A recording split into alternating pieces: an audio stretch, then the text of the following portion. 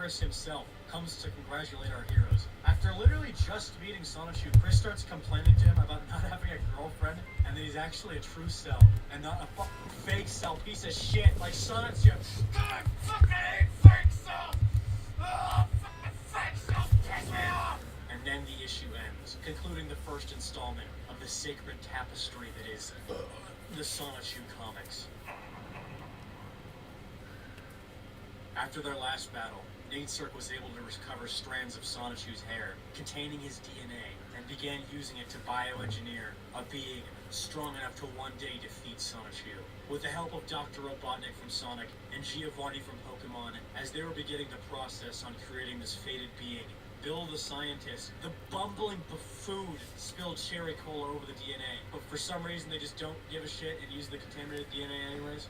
Cherry cola giving the new Sonichu a darker color. The three immediately notice his swarthy necroidic appearance and dub him Black Sonichu, or as I know him, Chew.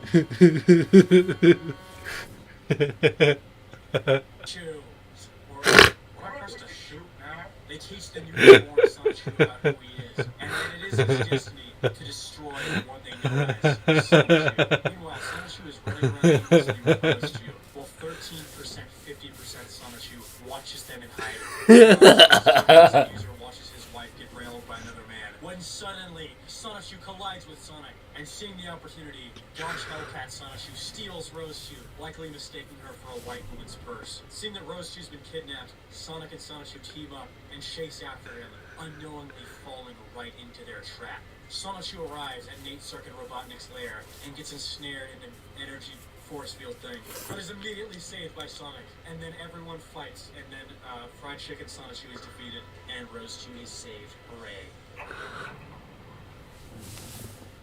While Sonichu is aimlessly running around Quickville, he stumbles upon a mysterious cave with an inscription referencing a fabled hero of destiny, who is the only one who may enter this cave. There's also an old man who looks like me in real life. Chris then somehow materializes out of thin air and joins with Sonichu. They then venture into the mysterious Cave of Destiny, where the cavekeeper informs the duo of the ancient prophecy, clever pun, which foretells of the reincarnation of the King of the Cherokee, who will take up pen and paper and combine a Sonic and Pikachu, creating the creature of prophecy. And then, the chosen one, Sonichu and Chris's true love, will enter the cave and have their ancient powers awaken and slay the evil beast of legend. Chris places the Sonichu medallion on the pedestal and is flooded with visions of a reincarnation of himself from the distant past, who's the leader of the ancient Cherokee clan. Chris then awakens his inner Sonichu and transforms into his erection-inducing alternate form, Chris Chance Sonichu. Get your power!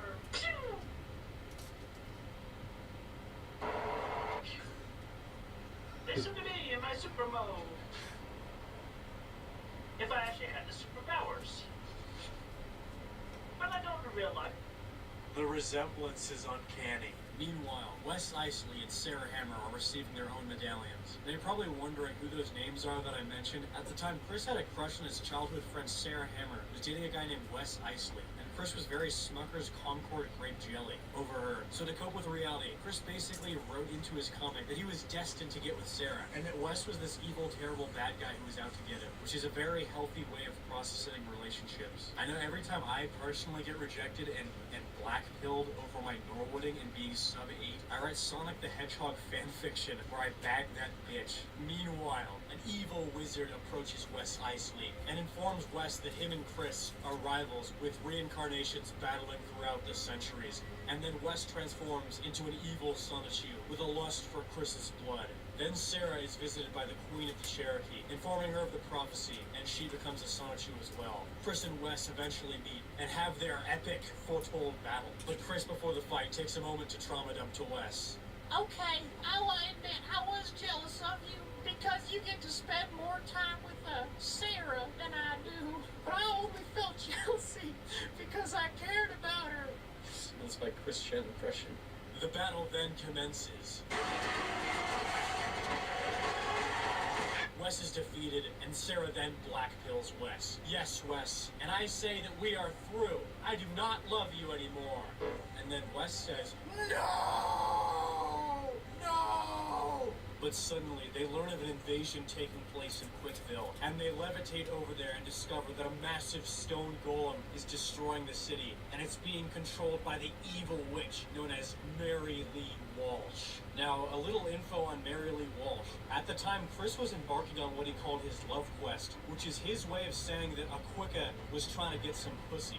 Shortly after his love quest, he would realize that just about every time he approached a woman, they would tell him that they already had a boyfriend, which was pretty much just a nice way of telling him to fuck off. Yeah, Daddy! So he devised a devious plan. What if, instead of approaching women himself, the women would approach him? But how could this be done?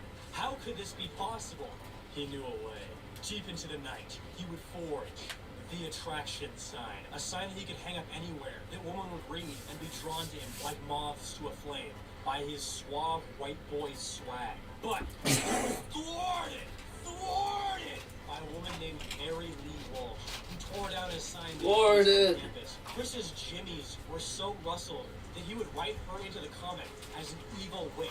Big tangent. Anyways, where was I? Oh yeah, Mary Lee Walsh attacking the city. As our heroes levitate towards the evildoers, they notice in Mary's hand a talking evil orb. The Trokian and Wasabi clans may have put me away for centuries, but I will rule the world. It was Count Graduat himself.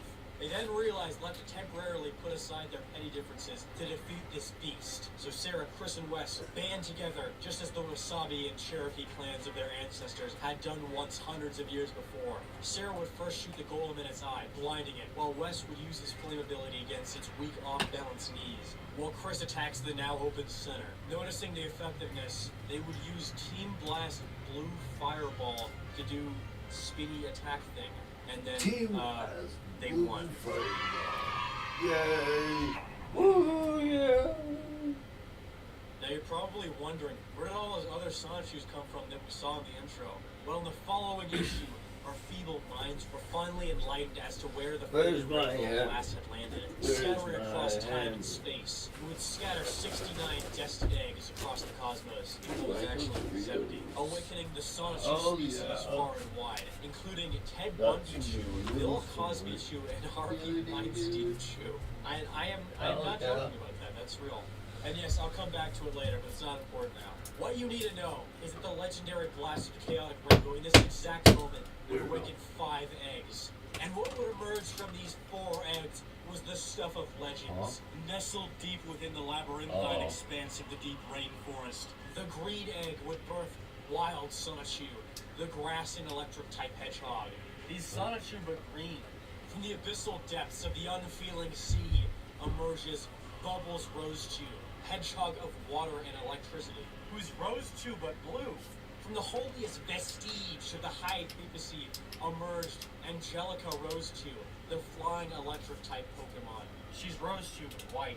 And lastly, from the leg of Ninjago emerges my favorite of the chaotic combo, Punchy Sonichu, the fighting electric type hedgehog. He's Knuckles, but he's Knuckles. He's literally just fucking Knuckles. In the following chapter, resisting arrest Sonichu and Sonichu would meet once again. After Sonichu tried to steal the Sunstone. The Sunstone's a MacGuffin that's just introduced in this chapter and then never appears again, so you don't have to worry about it. But before the fated duel, loud on public transit Sonichu makes the fatal mistake of asking, "You in what army?" And then the rest of the guys appear behind Sonichu and look super fucking gangsta and badass. They're so gangsta and badass that they all team up after just meeting in this exact moment. And then Sonichu says, "My Calvary," which is a joke that does not make any sense because none of them are on horseback. Future Meatloaf here. Past Meatloaf is actually a fucking dumbass because cavalry can also refer to a source of rescue or help in an emergency. And then they have a big fight where Sonichu and the guys turn into a Jackson Pollock painting and they defeat Sonichu. I'll this issue ends with an ad for a number that you can call to get a free girlfriend to deliver to your house. Just call anonymous. You call anonymous. I can't. They know me. They know my voice. They'll know me. Please, you gotta do it for me. I'm begging you. Please. Please. Sonichu issue 4 is being skipped for not adding literally anything to the overarching plot. Except for having the best panel Chris would ever make, Big Sippa.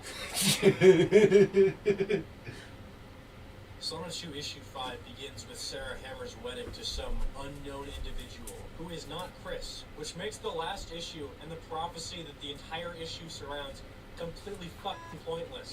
And Wes tries to crash the wedding out of anger at being rejected by Sarah due to his low bone density, negative canthal tilt, and low facial harmony. But wait a minute, I thought the ancient prophecy clearly stated that Chris would marry Sarah. Yes, it did say that. That plot point is literally just completely forgotten after Chris found a new girl to quite furiously obsess over, Megan Schroeder. So yeah, the last issue was completely fucking pointless. But suddenly, Wes barges in, enraged at the fact that Sarah wasn't marrying a supreme gentleman like him, and kidnaps her, and then Derek Chauvin's Chris. Thankfully, we can rebuild him. Chris then gets up and they have an epic battle. But when Chris seems on the verge of defeat, a projectile launched from some unknown figure saves Chris. Who could this mysterious figure be? I really want to know. It's Megan.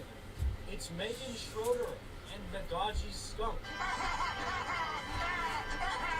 The girl Chris desperately wanted to blow. She whips out her guitar and plays what I'd like to think is the timeless classic song, Hell Yeah, on the album Hell Yeah, by the band Hell Yeah. A timeless classic! Which causes Chris to be very aroused in what has to be the most fucking down bad illustration that has ever been put to paper in the history of the human race. This again vanquishes Wes, and Sarah is saved, and Wes is banished to the Shadow Realm using a Yu-Gi-Oh card. At some unspecified point in time later, but still in the same issue, the Jerkops have taken over the city. They're patrolling the city like the fucking Gestapo, breaking up couples and thwarting all romance and relationships, making Virginia truly for virgins, at the command of the evil Mary Lee Walsh. You know, this is actually happening in real life. Well unaware of the wicked, dastardly events transpiring, Sonichu and Chris are sitting on a bench jerking each other off, while Chris rants about his relationship with Megan. Here is an excerpt. Yeah, Pop. Just like me and Rosie. But Megan hasn't yet returned the feelings, right? Well, Sonichu, I've been feeling a lot better since I first met Megan. She's the sweetest, and she has the right spunk amount. And she has the right spunk amount among all ladies. Huh? Yeah, but I've been very patient with Meg-chan by being a kind and understanding friend for her and giving her time and space and helping her feel good. Not only that, she's warming up to me. But with each amount of time I spend with her personally, with each of her warm, tender smiles, and with each loving thought about her, my heart grows fonder with the true love I feel for Megan Schroeder. At least she knows that I have those feelings for her, and I have the guts to tell her personally. Well, Rose drew the other hedgehogs, and I wish you the best of luck with her. I find this really funny because he states that Megan is warming up to him, and while he was writing this exact issue, she was actively emailing him, saying that she's not interested in a relationship with him, and that he should stop touching her. Which, she's really warming up to you, bud. In Quickville Square, the evil witch Mary Walsh sends several forces of Jerkops to overwhelm the city's own police and wreak havoc across Quickville as an intentional means of luring Chris and the guys into her trap. Chris and Sonichu make it to Quickville Square and immediately send word to the rest of the chaotic combo, along with Chris's make-believe twin sister Crystal, who's here for some reason and is now also a Sonichu. Yes, with my battalion of jerk-offs at the ready, and a monster in my shadow, I'm sure to lure that nuisance Christian into my trap. When he stands in the rectangle below, I'll have him in my clutches.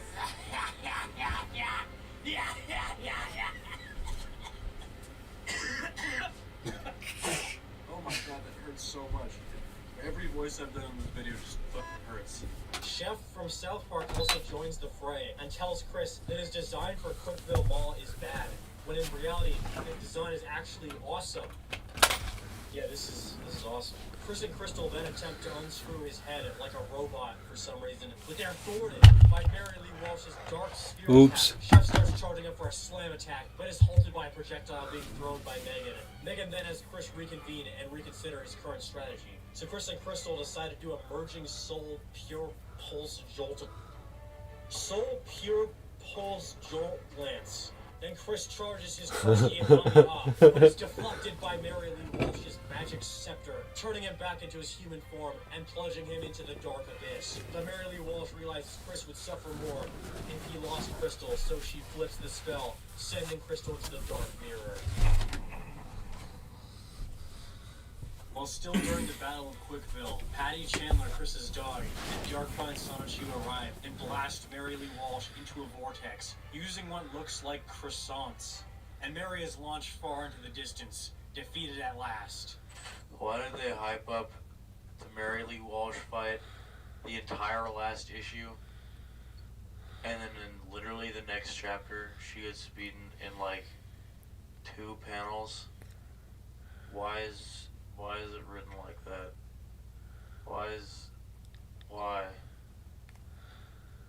Why? Later, our heroes venture into Chris's office, where they discuss how they need to get their hands on some big, multicolored balls. HD? Known as the Sonichu Balls. Darkbind then trauma dumps about how his princess Zelina Rosechew was put under a curse of eternal sleep, and only the power of the balls can awaken her. Balls. Their rancid ball scent, and that they've already found 2 of the balls. This might be my favorite panel in the entire series.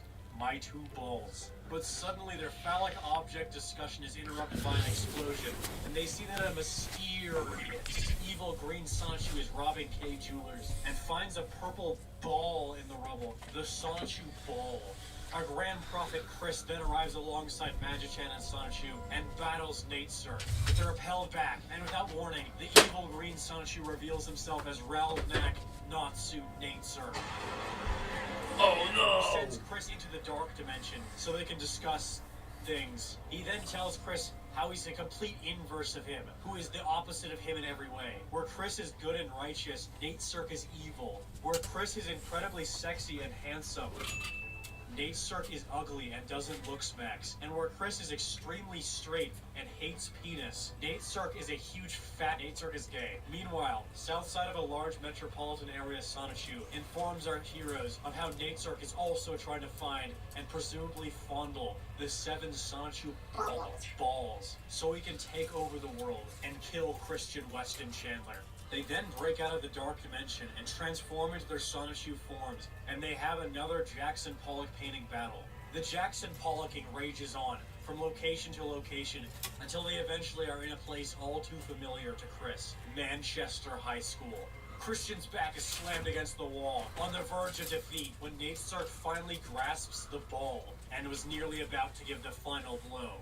Farewell, Christian Weston Chandler. When moments before Chris is executed, Nate Circus hit in the head with a basketball, coming from somewhere unknown, when an old, long-forgotten friend steps into frame. Bionic the Hedgehog, Chris's first ever OC, first drawn in 1996, and secretly abandoned by Chris until 2004. Bionic is the incredible combination of Sonic the Hedgehog and basketball, after being hit in the head with a basketball in high school. We then flash to the hospital, where Nate Circus is waking up after the battle, and he swears revenge against Chris. In Sonichu number 7, while still in Manchester High School, Magachi, Megan's OC, comes in and invites Bionic out on a date, to which Bionic makes this super alpha innuendo which gives me a boner. A kiss after this date, and after the third, we, he, ya, hey. Upon my further analysis into the literary works, this means sex.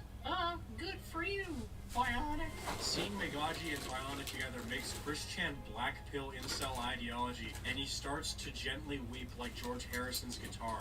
But soon after, the gang realizes that the balls are nearby, so they go to search for them, but to no avail, until Magic Chan realizes that the ball is here in this exact place, but not in this exact time.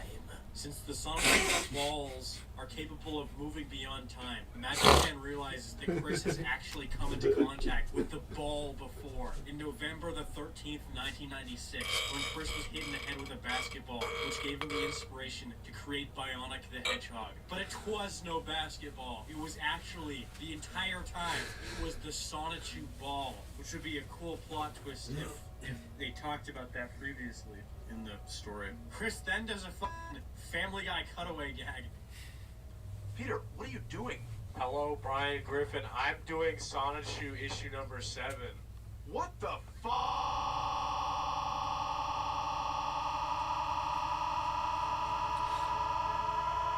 Kill them. Kill them. Kill them. Kill them. Hey, at least I'm not drinking, Brian. Where Peter Griffin, dressed as him, shits in the Ghostbusters car, similar to how former Australian Prime Minister Scott Morrison shit his pants in a McDonald's. Magicien then informs them that to go back in time, they must make a magic sphere around them.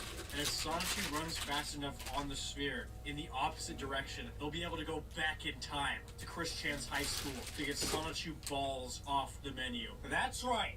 Chris and Sonichu are going back in time to Chris's high school to get Sonichu balls off the menu. That's right! Chris and Sonichu are going back! They arrive in the past at Chris's high school and see an unsuspecting young Chris, his friend Joe Herring, who's talking about how he tossed salad with his girlfriend the That's other night. right. And I don't think that Chris knew what that phrase meant when he wrote this. I was eating some booty cheeks. Chris then starts spouting off memories from his time here at Manchester High School, when suddenly the ball appears just above his head. They catch it right after it hits young Chris's head, and in that exact moment, a flash of inspiration was ignited that inflamed into a spark of genius, implanting a young Chris's mind with his first ever original character, Bionic the Hedgehog, creating a long line of creative lineage, and the rest is history.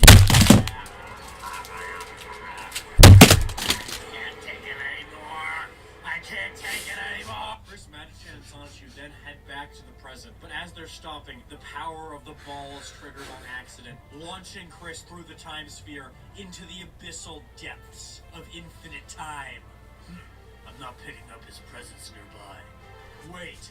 Ah! We lost him! We lost Chris! Meanwhile, from the dark depths of the criminal underground, the darkest, most depraved villains Chris had ever put to page were joining their evil forces under the command of Mary Lee Walsh, which I feel like I've said 4 times at this point. Knowing the opportunity was right with Chris thrusted into the dimensional void beyond time. Meanwhile, in said time void, Chris's comic self is seemingly breaking through the fourth wall barrier between dimensions, getting flashes of all the recent painful moments of the real world, such as the L Riz with Megan,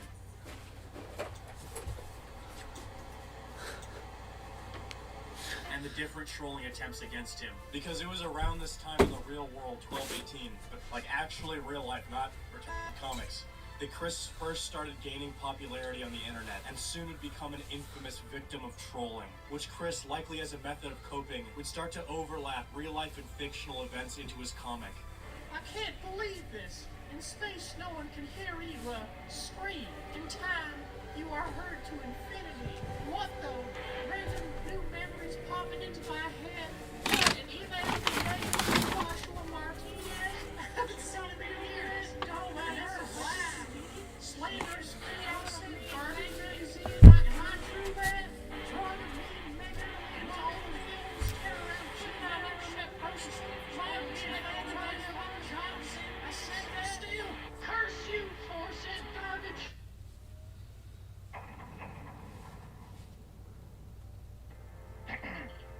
Okay, here goes.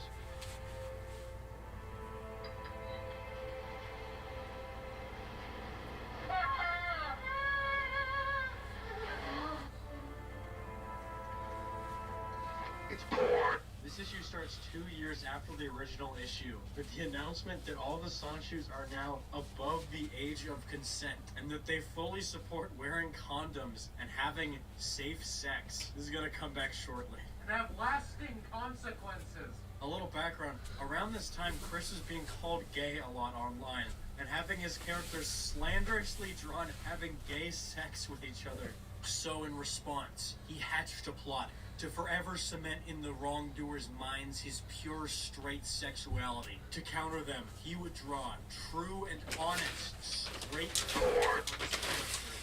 Whoa, sweet. Oh, they're both nice and clean. You ready to get dirty again? You bet your sweet bod, girl. Good thing.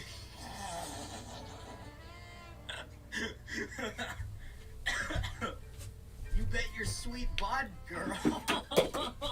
Good thing we stopped for a pack of condoms.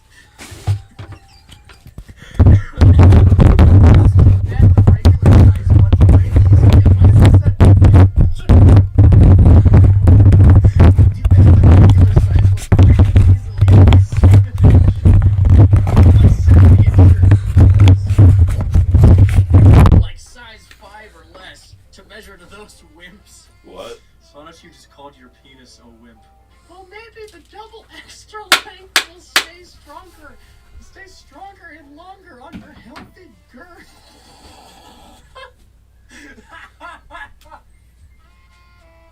Your healthy girth. I'm taking too fucking long now. Well, I'm itching for a little missionary cowgirl. You think you can handle it? I think I can, hot shot. Insert Rod A into slot B. What does that mean? What does that mean? Oh no, oh god. Oh, fuck. Get out of here.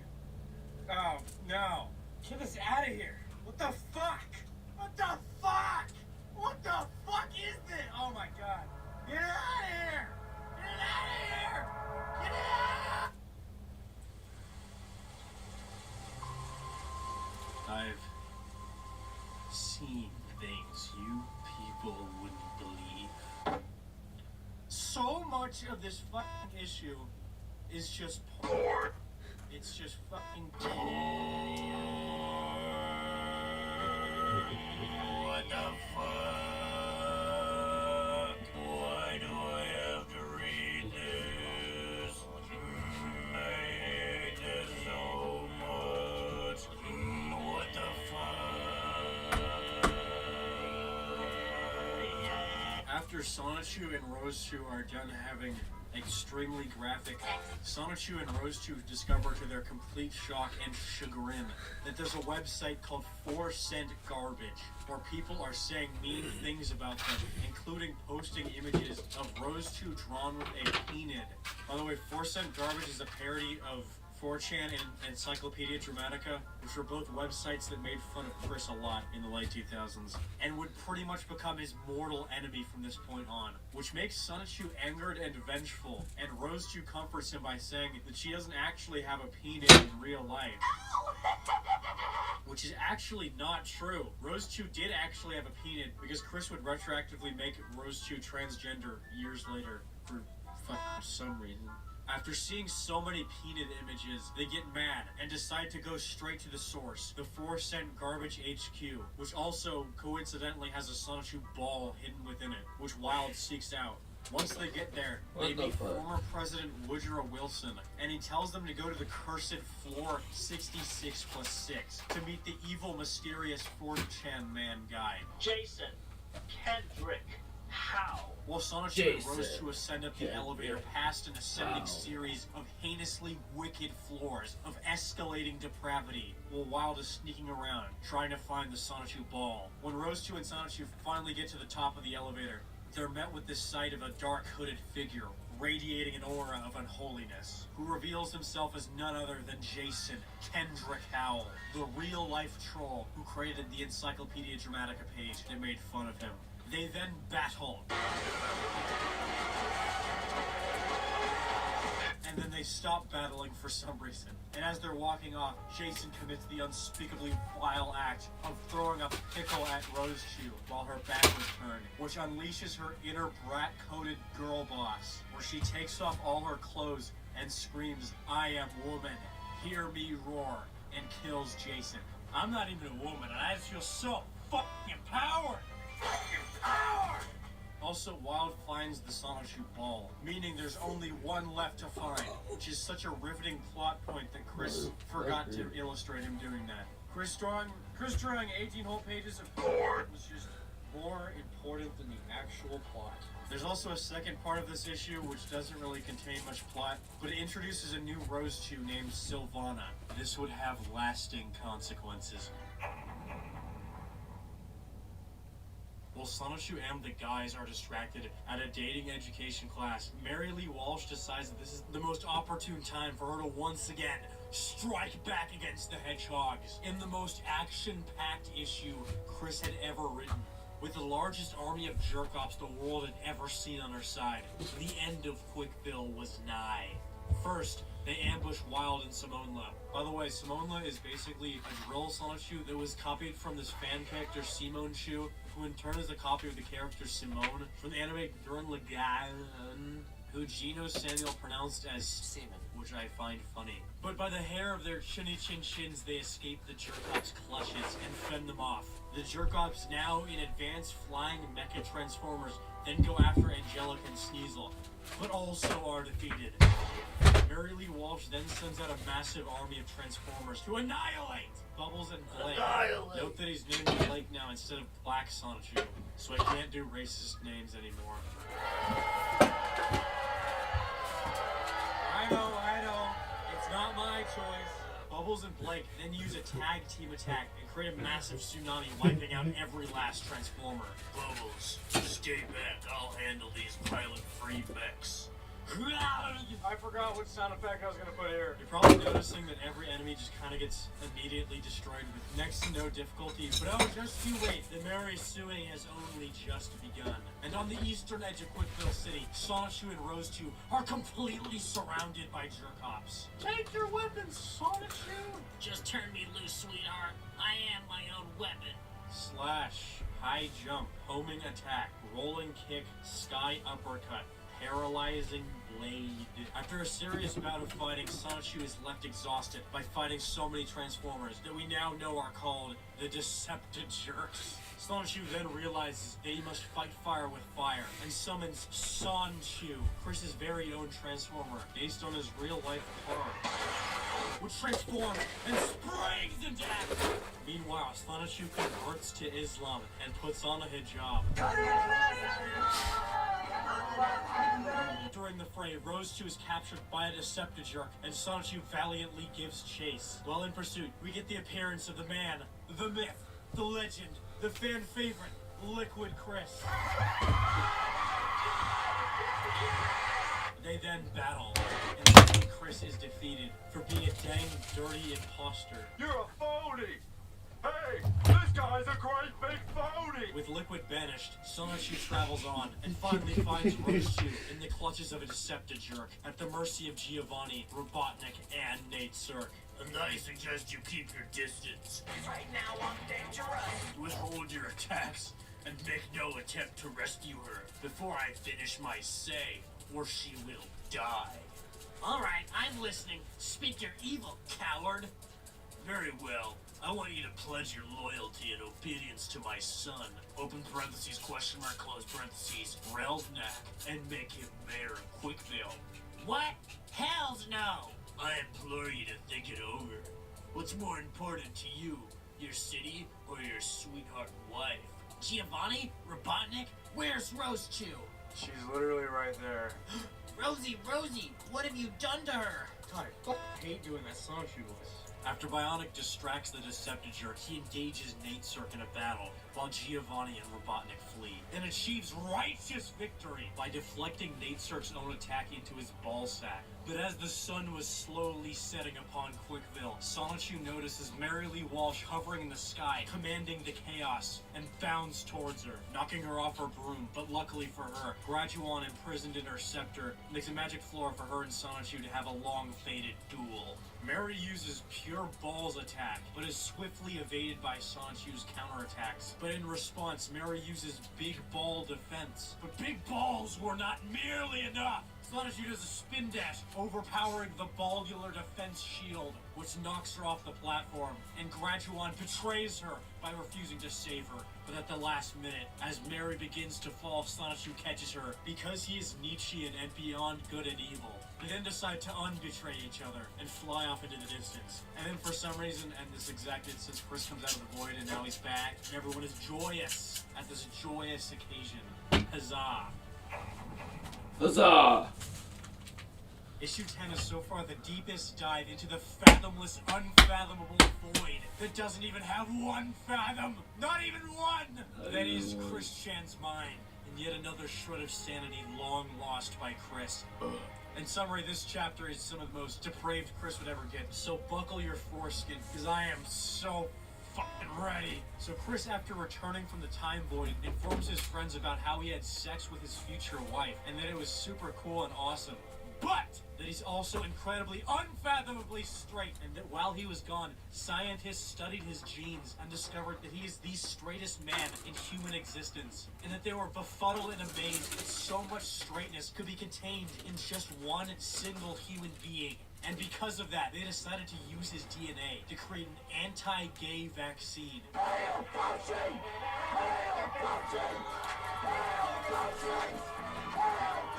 To cure homosexuality once and for all. Because Chris is so incredibly straight with his anti-gay vaccines at hand. The guys hatch a plan to put the anti-gay vaccines in the water supply so that homosexuality can be forever extinct worldwide. But as they're beginning the first steps of their plan, Jason Kendrick Howard Oh, hell watches yeah. on, knowing that Chris That's is my falling aux cord. into his trap. Wait, wasn't he dead? As Chris is separated from the group, he is suddenly ambushed by the evil Nature. And they fight in one of the few illustrations by Chris that actually looks decent. But they're so evenly matched that they're both knocked out of their DeviantArt forms. Nature gets up, ready to deal the final blow. Any last words? Yeah, drink my blood. And Nature is stabbed with the vaccine. Burning it straight forevermore. Later, Chris meets up with the guys and picks up his guitar and becomes graphics in 2013.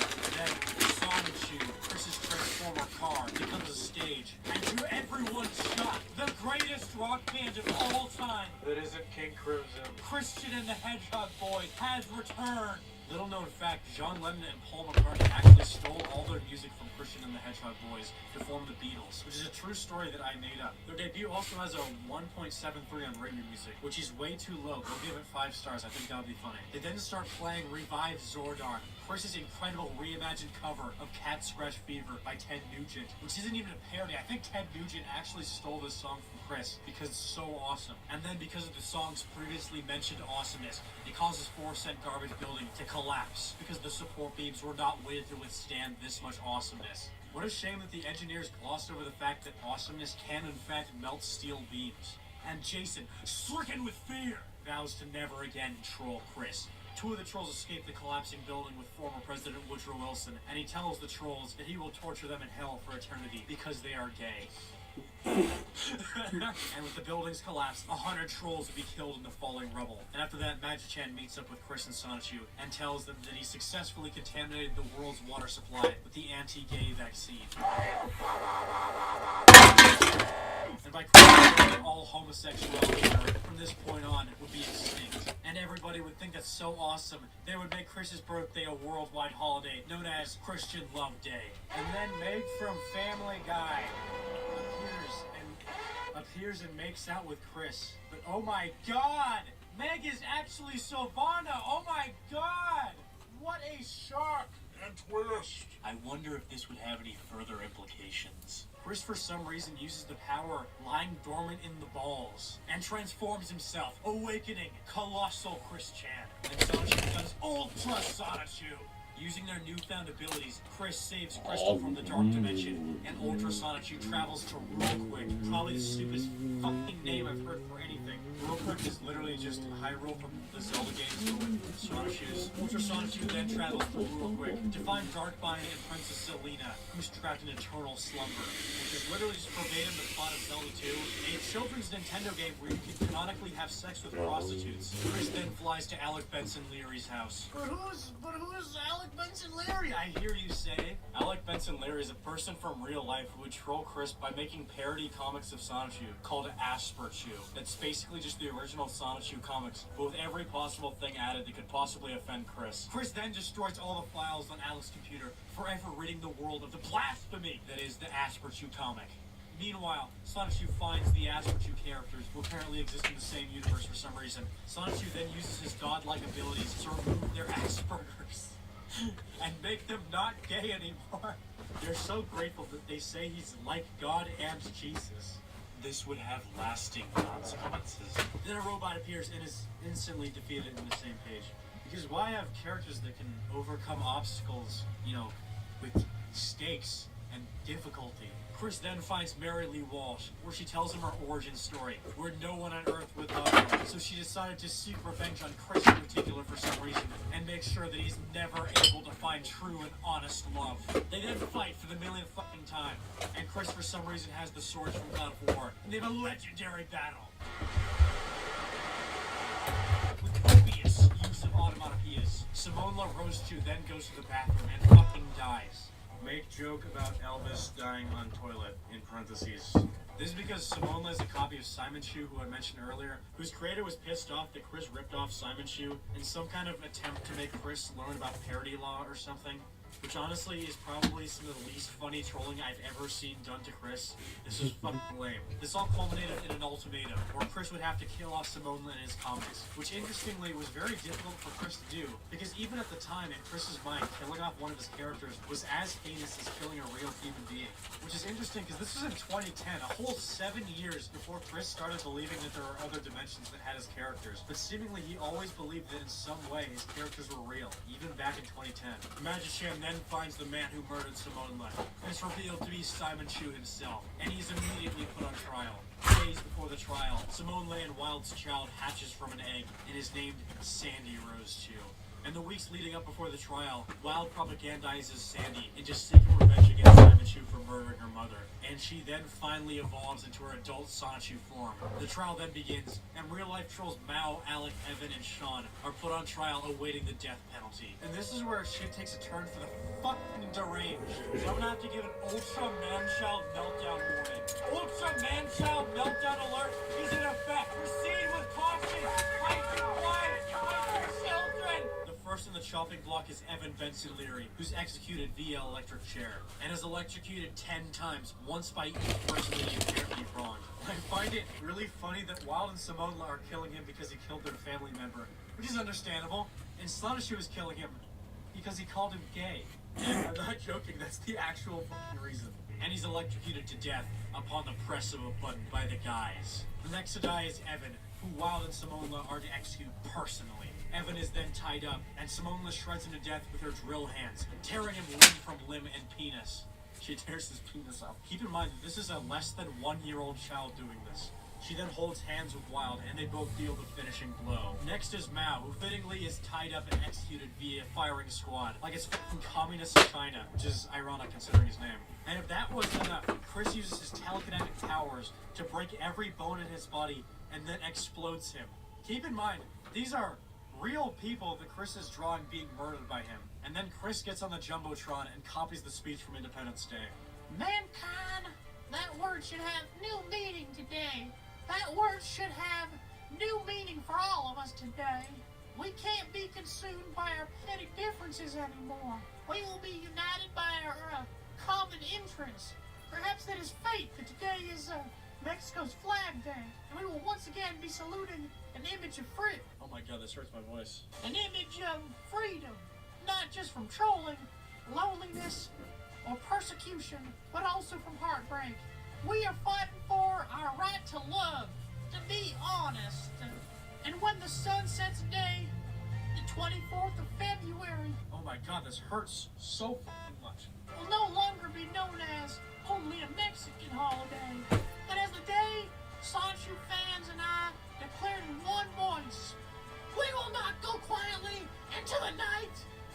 We will not finish without a fight. We are going to survive. We are going to survive. Today we celebrate our Christian Love Day. And that concludes the second funniest comic Chris Chan ever wrote. But just you wait, the first funniest is soon to come. This is probably one of the most deranged, disgusting fucking things I've ever read. But it's also pretty funny, so... It's also the pretty terrible conclusion to almost every plot point in the story so far. So be warned, it's only gonna get more nonsensical from here.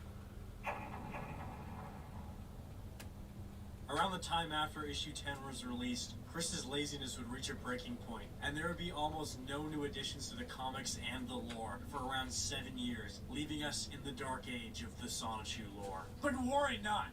After every dark age comes the Renaissance, and the Sonichu Renaissance was pretty fucking insane.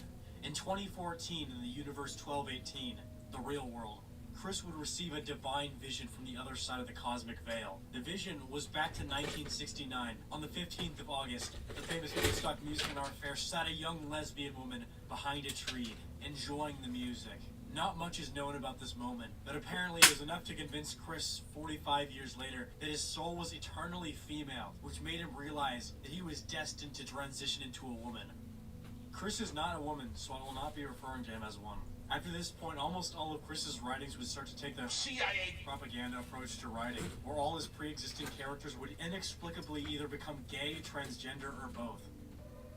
Warning, this next excerpt contains transgenders.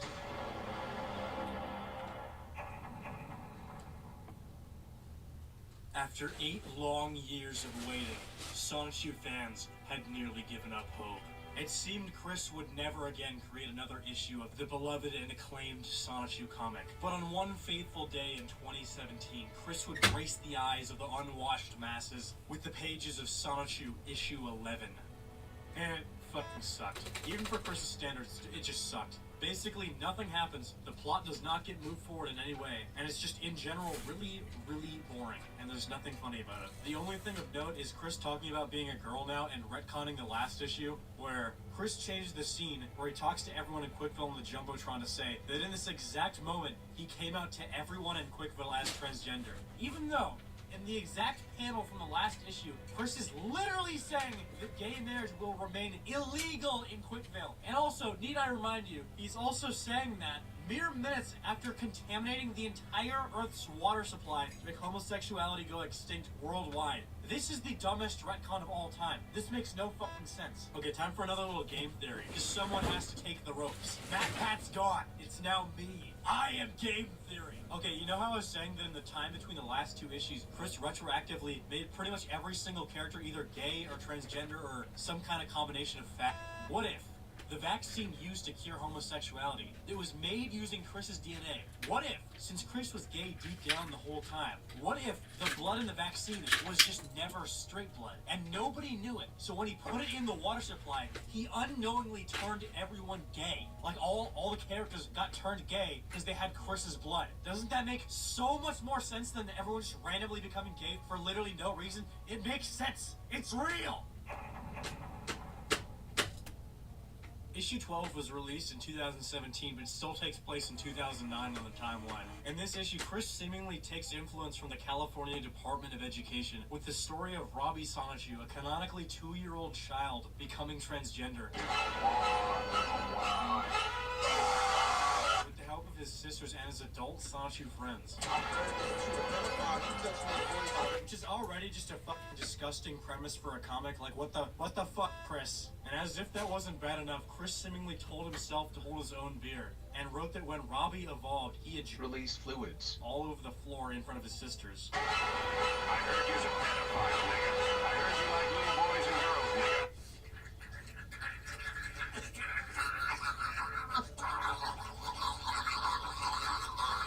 I'm not sure if you could auditorily determine that, but that was the sound of me gouging my fucking eyes out. I have no eyes now.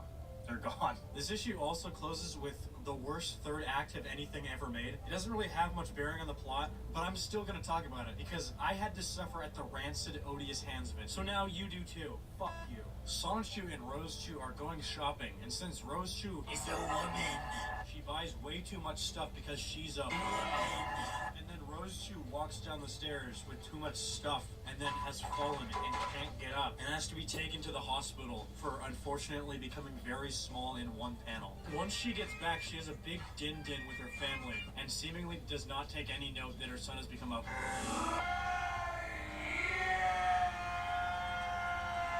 And then she eats the entire dinner that was meant for everyone else and starts to become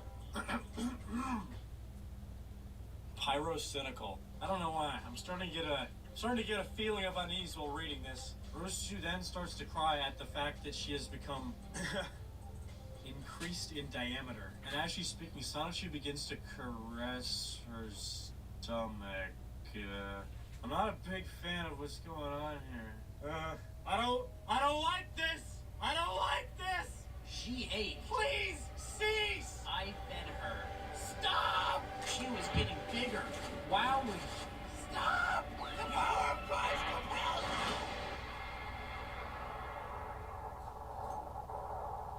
Oh my god, why? Later, Chris and the girls are sitting around doing nothing until Nate Zirk returns for vengeance. Except now he's decided to be good, and literally the next page he decides to be evil again.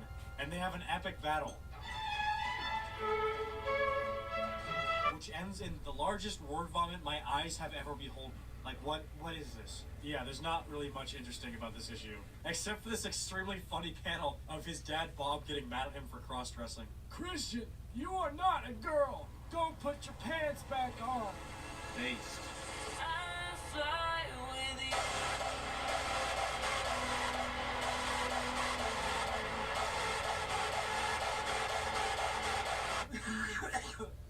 Also, Sonichu and Rose-Chu get married. Yay! And then after that, there's more fat fetish stuff. Cool. Thanks. Around this time, Chris's perception of reality was beginning to corrode more than it ever had been. And that summer, Chris at BronyCon was spotted dancing with someone who wasn't even there. At least to us feeble-minded mortals, not trained in the esoteric arts like Chris. In reality, Chris was, for the first time we know, interacting across the dimensions with C-197 to dance with Magichan.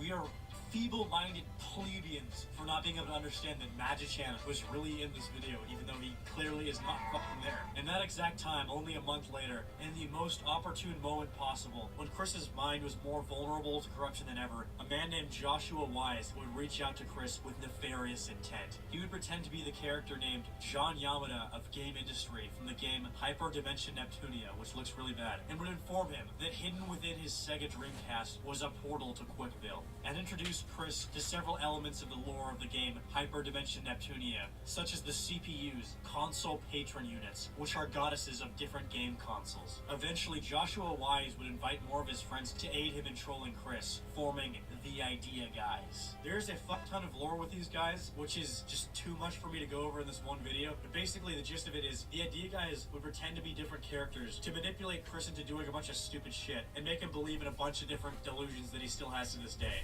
These delusions will manifest into the next few comics, being the most bizarre, deranged, and offensive Chris would ever write. Be warned, this is the point of no return. Abandon all hope, ye who enter here. Issue 12.9 would serve as the first comic written under the influence of the Idea Guys. It begins with the distant voice of the pony Nightstar explaining how she possesses psychic powers and can travel throughout the universe. Nightstar is basically Chris's original Brony character, and she explains how the reference Dimension C-197 are known as the prime versions of these characters, meaning Sonichu, Rose-Chu, and everyone exist infinitely throughout a multiverse, but there would be only one prime universe, being C-197. C-197, which pretty much just explains how there can be multiple versions of pre-existing characters without being contradictory, and that she, Nightstar, exists in a universe nearby that houses Equestria, the land where all the brony fat shit happens. She explains her origin story, how she was born on the exact same day as Chris, implying that she's her own dimension's version of Chris himself, and that she has magic powers, which allowed her to see through the dimensions, which she used to essentially be a guardian angel for Chris, even though Chris already had Magic Channel as a guardian angel, and even learned how to talk at a young age, but shortly after became a mutant, exactly mirroring Chris's life. Chris's rapidly declining mental state starts leaking into the comic when Nightstar transforms into human form and hops dimensions from the Pony universe to C-197 in Quickville, where she meets this yellow character that is really fucking confusing, because she's C-197's version of Nightstar, even though Nightstar is a version of Chris, and there already is a version of Chris in this dimension, so I guess this is like the Pony version of the mirrored C-197 version of Chris in this dimension? What? It seems to be a reoccurring theme that the boringest Sonichu comic seems to always come before the most interesting one. This issue is just complete madness. It's just madness. At this point, Chris has just officially gone off the deep end and lost his mind, genuinely mentally insane rather than just being a man-child. This isn't like reading just a terrible webcomic anymore. This is like reading the Necronomicon. This issue is pretty much the culmination of all the Idea Guys manipulations, and Chris at this point is just the puppet of the Idea Guys now. The summary I'm doing is also extremely condensed because there's an insane amount of stuff going on, and every page is just a massive wall of text. I mean, just look at this. It's barely even a comic anymore. It's just a regular book. The issue begins with a recap of Chris's story about meeting John Yamada, of course being Joshua Trickingham, and learning how to use the portal hidden within his Sega Dreamcast. Chris also explains how peace was made with Count Gradual of the Treaty, which in a single sentence resolves the entire conflict of the series. The main villain of the series was defeated in one sentence, and it's not even shown. The entire hour or 2 hours you've been watching this video has culminated in this one sentence. It's over just like that, just instantly, with no payoff, no grand climax. It just ends in one sentence, no picture even, just a sentence, just one. All this effort, all this to one sentence. That's the conclusion to all of this. Every overarching plot has just been a sentence. Chris also explains how history is altered in C-197, which displays his terrible grasp of history. He explains how in C-197, the US lost the Cold War and Russia takes over America, but it's unclear whether or not the USSR still exists, because he draws the Russian flag as the flag of the Russian Federation, and also a few years later would include the invasion of Ukraine in the Sonichu lore, which would imply that Ukraine is no longer part of the Soviet Union, meaning the Soviet Union would no longer exist. But that wouldn't make sense if they won the Cold War, because the Cold War was won when the USSR collapsed. So it wouldn't make sense for Russia to be the Russian Federation but still win if their system collapsed. That inherently makes them a loser. So did America just collapse, like it got taken over? Also, I feel my mind slowly decaying. He also explains how the C-197 version of Chris abolished women's rights in Quickville. While this was going down, John Yamada travels through time to return the women's rights that past Chris took away, and he discovers that past Chris has been watching too many Instagram reels and has been indoctrinated into Nazi ideology, and past Chris had given Hitler his Sonichu medallion, making him immortal. But then I guess he realized that was a bad idea, so he took the medallion back and Hitler died, even though Chris literally just said he was immortal. And then John Yamada takes past Chris back to be converted to Islam because he's too lustful. If you can barely tell what the fuck is going on in this, me too. Chris then explains what the chaotic combo have been up to all these years. Angelica becomes a Muslim Satanist, or as I say, a regular Muslim, in this absolutely terrifying panel, and is now a tourist, because I can't say that word on YouTube. Wild grows weed and makes meth.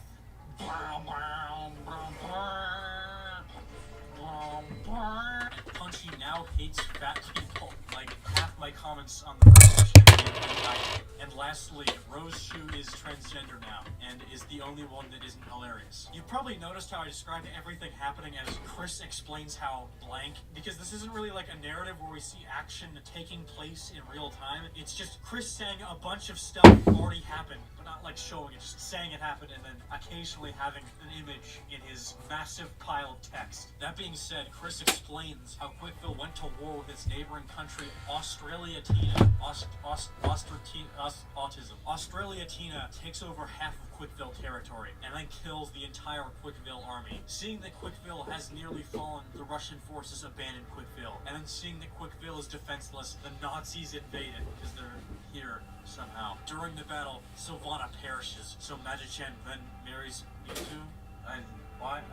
After the Nazis had fully taken control, they execute Simonla. But since nobody can die, because Chris is a man-child who uses this as an escapist fantasy to get away from reality, he Deus Ex Machinas into the lore, an ability for Sonichus to be reborn forever, over and over again, like phoenixes, reviving Sylvana, but not Simonla for some reason. But disturbingly, this revives his father Bob as a Sonichu, which just goes to show how far this is plunged into wish fulfillment fantasy. Seeing how dire the situation was in Quickville, Chris travels to the Brony dimension to speak with the character Discord, who surprisingly enough does not groom Chris, and agrees to help him fight the Nazis. Discord and Chris then travel to Quickville and defeat the invading Nazis, freeing Quickville forevermore. The remaining Nazis flee back to Germany, and Chris infects them with his blood, which turns them into Sonichus, and we get this fantastic panel. Just take a good look at it. Just take it all in. You've been watching this for probably over 2 hours now, and this is what you have to show for it. This. Millions of years of evolution, thousands of wars, conquests, ethnic cleansing, inventors, artists, creators, all of mankind's progress has culminated in this. How does that make you feel? They then have a flashback for some reason where Chris's father Bob goes to California to meet Ted Bundy, and they go to Quickville to become Sonichus. So now Bundy 2 is a real thing. Chris then speaks about his relationship situation. As of this point, he's married to Magi-Chan, Sylvana, and Mewtwo. And interestingly enough, a future wife known only as 5PB. This would have lasting consequences. And then my favorite part, right before they're all about to get married, literally immediately after writing all of this, he adds in a new character that he just made up on the spot to add to his marriage. This character is Chriselle Rosechew, who is 15 years old and is married to Chris now, which is fucked. But in Chris's defense, the idea guys were basically tricking him into marrying a 15-year-old character so they could blackmail him with the threat of people thinking he's a PDF file. So it's fucked, but I think it's more Chris being dumb and gullible rather than actually being a PDF file. If you get what I'm saying, like, it's bad. This is really, really bad, but it's more just Chris being not very smart. And my favorite part about all of this is the payoff to the Love Quest arc. This is where the Love Quest was finally over, in this page. And then in the last act, Chris goes back in time to make the Cold War be won by America and blah, blah, blah, blah, blah. Reading this has given me some of the most mental exhaustion I have ever felt in my entire life. This has taken a lot out of me. In later years, Chris would dub this issue the Idea Guys Corruptions. And in the aftermath, after the Idea Guys were expelled from his life, everyone was telling Chris to ditch everything that happens in this issue because it's fucked. But Chris, for some reason, refused because to this day, he still believes that everything that happened in this, every stupid, offensive thing that happens in this, was real.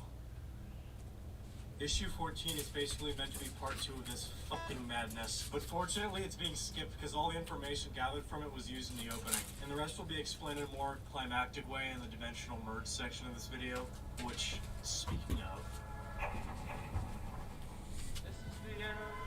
the Dimensional Merge. Chris's reason for existence, the culmination of everything, the end of the world. And like a phoenix from the ashes, the birth of a new world. The birth of Dimension 1C-211987. Chris would first be given a vision of the upcoming apocalypse in October of 2018, and soon after would post his Dimensional Merge announcements on his YouTube channel, an explanation of his revelation and of what's to come.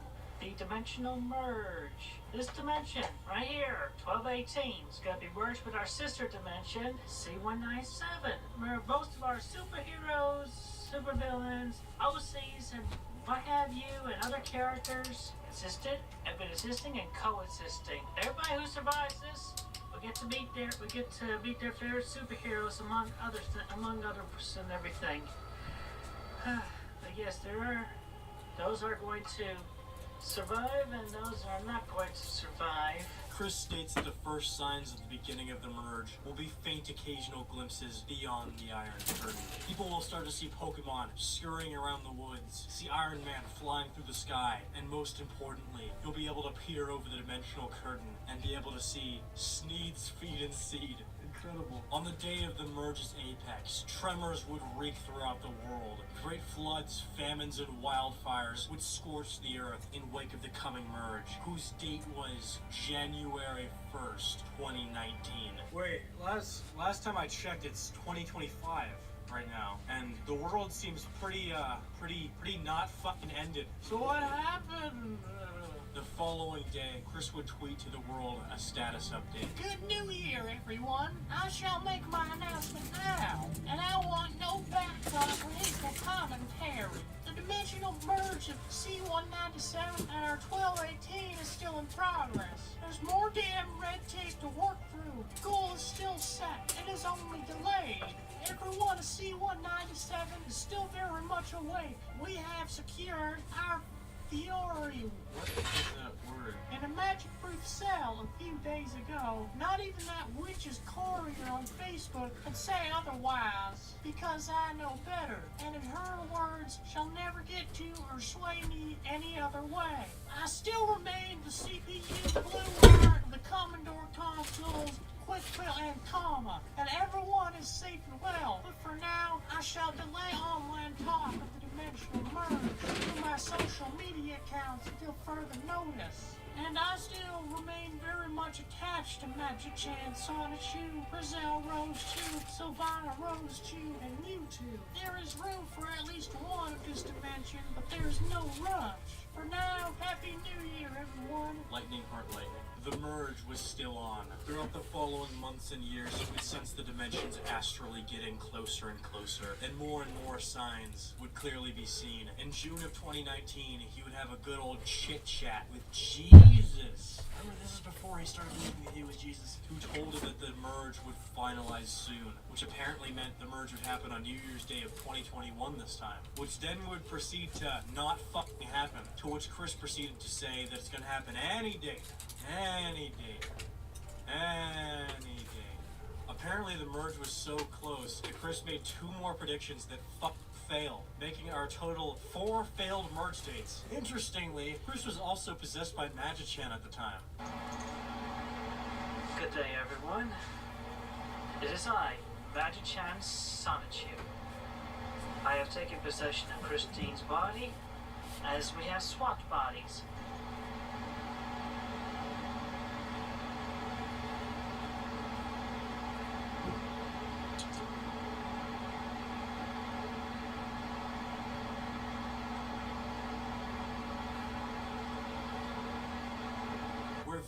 Very intriguingly, he referred to Barb as his guilty pleasure waifu, which,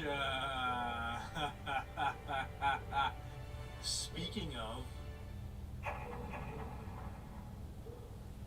on August 1st, 2021, Chris was arrested for allegedly copulating with his own mother. Oh, that's nasty. Audio tapes of him admitting to the fornication were then posted online, and he was arrested near immediately after. The event being so catastrophic, it supercharged the merge, and in that moment, the merge truly began. For real this time. Chris, the only man on Earth with true sight, could see the fabric of space and time in both dimensions as rapidly being stitched together into one. The very universe itself was going through a violent rebirth, and Chris Chan was the only one able to see. The merge is here. When he was finally locked away in the damp darkness of jail, without any contact from humanity or the internet, he was able to reflect upon himself. To pass the time in jail, he would read and study his copy of the Bible, which was provided for by the jail. Upon his study, he made many revelations about himself and the nature of the universe. Upon close study, he would realize this whole time that he was Jesus of Nazareth himself, the Son of God. I don't know if I agree with that statement. Now going by the name of Jesus Christine Weston Ricardo Chandler, Goddess Blueheart, and after that, said revelation was revelated. An even truer and honester truth than the already true and honest truth he had just received. He realized that the dimensional merge was only the beginning. The true cataclysm was the collective shift, and in that exact moment, the merge was complete, and a prophecy of the collective shift was realized. You see, the merge was the physical space the dimensions had already merged into one, but the souls in each dimension were still separate, which to me is just a shitty cop-out for him to keep with the Doomsday Prophecy shit while saying that he was right about the merge. And as John of Patmos was given a divine vision of a future cataclysm, so too would the gay internet fat man. Similar to the Book of Revelation, the finale of the merge would take 7 acts to complete. The first being the people of this world suddenly being able to speak in the ancient tongue of Hebrew and Akashic. Next, all of humanity's minds would become injected with all the knowledge stored in the Akashic records. Next, many people will start acting in a Terry A. Davisian schizophrenic manner, which will be interpreted by neurotypicals as insanity, when in reality, they're receiving divine guidance from the other dimension. Fourth, sapient animals would begin to inhabit the earth and speak with humanity. Next, the dreaded 5th step of the merge is where shit goes from regular shit to that one type of shit that feels like a spiky ball when you try to figure it out. Then, a number of the believers of Chris's new religion, neo-spiritual Christianity, and everyone else he likes will be teleported peacefully to the newly birthing dimension, to be merged with the other dimension's counterparts of themselves, leaving in the dust everyone who once wronged him, to slowly be brutally killed in the imploding earth. These people Chris knows as the toxic minority, who will not survive. Chris before the merge estimated that 18% of Earth's population was so evil that their souls would be condemned to die in the collapsing dimension, needing the deaths of 1.4 billion people. Those guaranteed to survive include creative people who have made original characters, people who have a vibrational energy that is in tune with Chris's own vibrational energy, and lastly, people that feed into his delusions on Twitter and give him free stuff. The next phase involves the complete dissolvement of the Iron Curtain.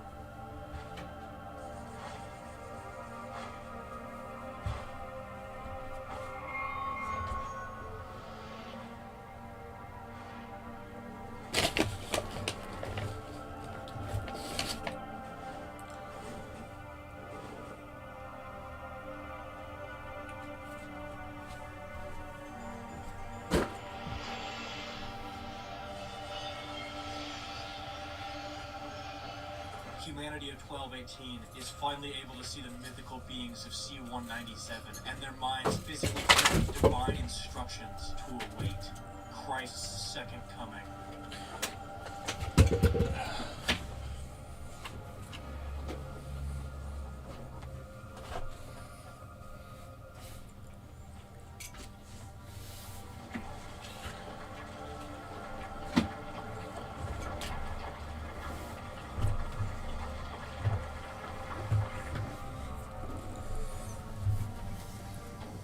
Last step of the cosmic plan, the last day, Judgment Day, Chris, as Jesus, will descend upon the newly created world at the holy site of 14 Branchland Court, and all of mankind will be judged for their sins like him.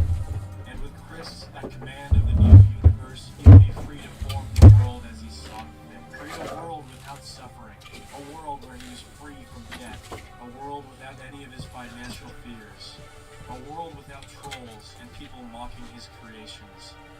A world without his loneliness. His true and honest new world.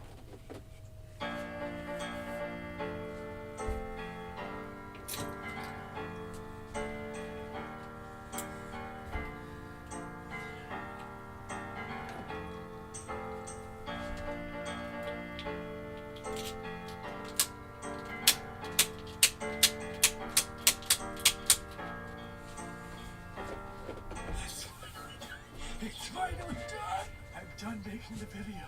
I'm done. I'm free. I no longer have to ever make another Christian video.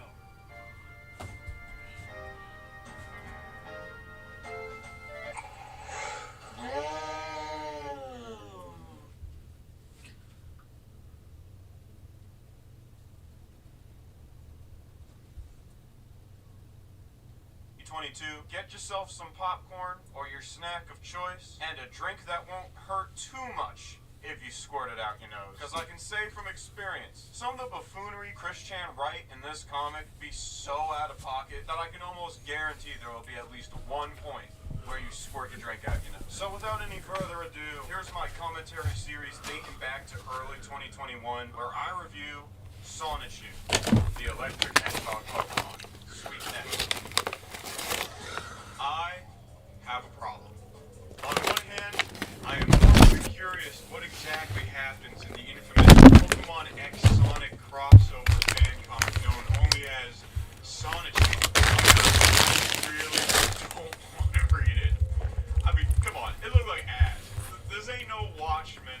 This ain't no Steel Ball Run. No The Killing Joke. Even if it does appear to be just as terrifying at times. So, I figured, fuck it.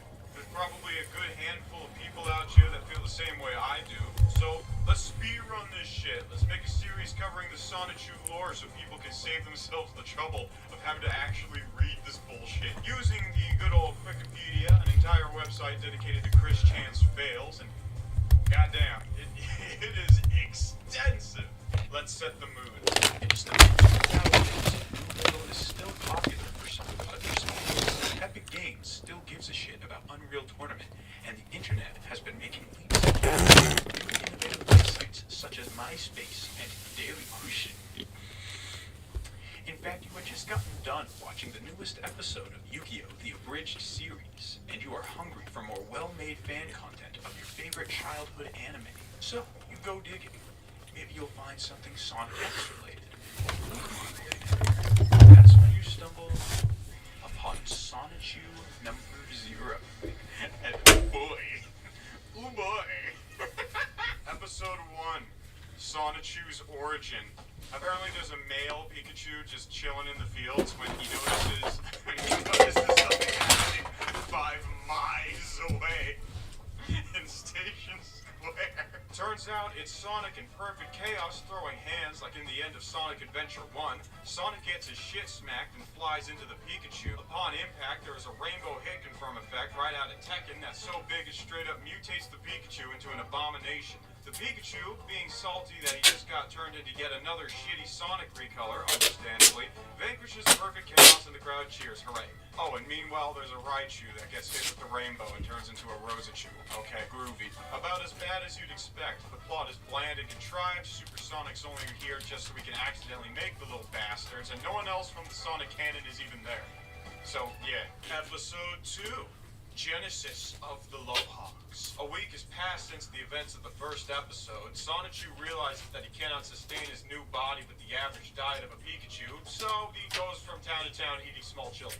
Okay, that's not what happens, but it'd be funny. No, instead he goes around stalking women, specifically Rosachu. No, seriously, he follows her to her house and looks at her through the window while in the bushes. It's creepy. Meanwhile, Rosachu's bitching that she can't find a girlfriend-free boy. Her trainer suggests dating a Dragonite named David, but Rosachu objects on the grounds that he's too dumb and dick. Sonichu then knocks on the door and starts channeling his creator by e-begging. Rosachu, I guess having a thing for homeless people, bring him in, and they begin bonding over stupid shit like Sonichu's lack of a favorite color. A couple days pass, the two fall in love, they make out by a lake, yada yada yada, and there's fireworks for some reason. Guess it's a holiday. Maybe it's Christian Love Day. Given Chris's inability to ever get laid ever, this episode provides fascinating insight into how he believes romance is supposed to work. Boy seek grill, boy stock grill 5-minute grill to make boy. Also, there's an ad for Sonichu Advance. Cool. Episode 3. Sonichu versus Nate Cirque. Alright, they at the mall now. Apparently Rosachu got a spending problem. I don't know what a former Raichu would want to compulsively buy, but okay. Sonichu complains about there being pickles in his burger despite not ever asking for no pickles. Then a shithawk bursts through the window and takes Rosachu away. Guess Sonichu gonna have to ride on Moltres to save his wife, Rosachu. Okay, so we fight in Zapdos now. Sonichu kicks him, uses double team to take Rosie back, and zaps him. Nate Cirque vows revenge and then fucks off before the jerk-offs can be called for property damage. Sonichu is then congratulated by Chris himself, who is the mayor of Quickville, and Sonichu responds by roasting him. Okay, I know that's not what Chris intended, but I can't help but think that with lines like, there he goes, with a grin on his face. In the end, he'll say, "One girlfriend, please." Like, what a little dick. They talk about the Sonichu comic. Within the Sonichu comic, Sonichu makes what sounds like more jokes at Chris's expense. Then he starts calling him daddy for some reason, and the episode ends. Classic Sonichu strips. I don't think there's much to say about these. They're just a few pages of comics drawn before the actual making of the comic book series. Let's see, we got 25 years into the future. Sonichu recycles a joke from XL Saga. There's one where Roschu is busy being beautiful and confesses she hates working. Sub-episode 1, Christian Chandler and the Jerkoff Catastrophe. A little context before we get into this one. Christian back in the day was on what he called a love quest, where he would try to find a girlfriend by, and I shit you not, making a sign saying he was a virgin and required a beautiful white girl with a job. He would fucking bring this out to public places like the Walmart and his college campus. Unfortunately, due to the fact that we really do be living in a society, very often store managers and mall security were called to escort him out of the establishment. He would refer to these poor people just trying to do their fucking job as jerk-offs, managerks, and jerkies. And they would be major antagonists throughout the run of Sonichu. I may have been paraphrasing off of the quickie before, but I really gotta like just fucking read this out to you because I can't do this shit justice. Oh hey Cheddar. We doing a video on Sonichu lore. Come get a fucking come here. Yeah, dude, come on up. You gotta hear about one of the episodes from the fucking first issue. Sub-episode 1, Christian Chandler in the Jerkoff Catastrophe. The Jerkoff Catastrophe. Let me just read this to you off of the quickie. Alright. 1 year and 7 months into Christian's love quest, he ponders his lack of progress while listening to music on his Nintendo DS. Just then, the enormously fat black jerky towers over Chris, rightfully calling him out and accusing Chris of soliciting sex. Chris is outraged by this correct assessment of his actions and valiantly defends his honor.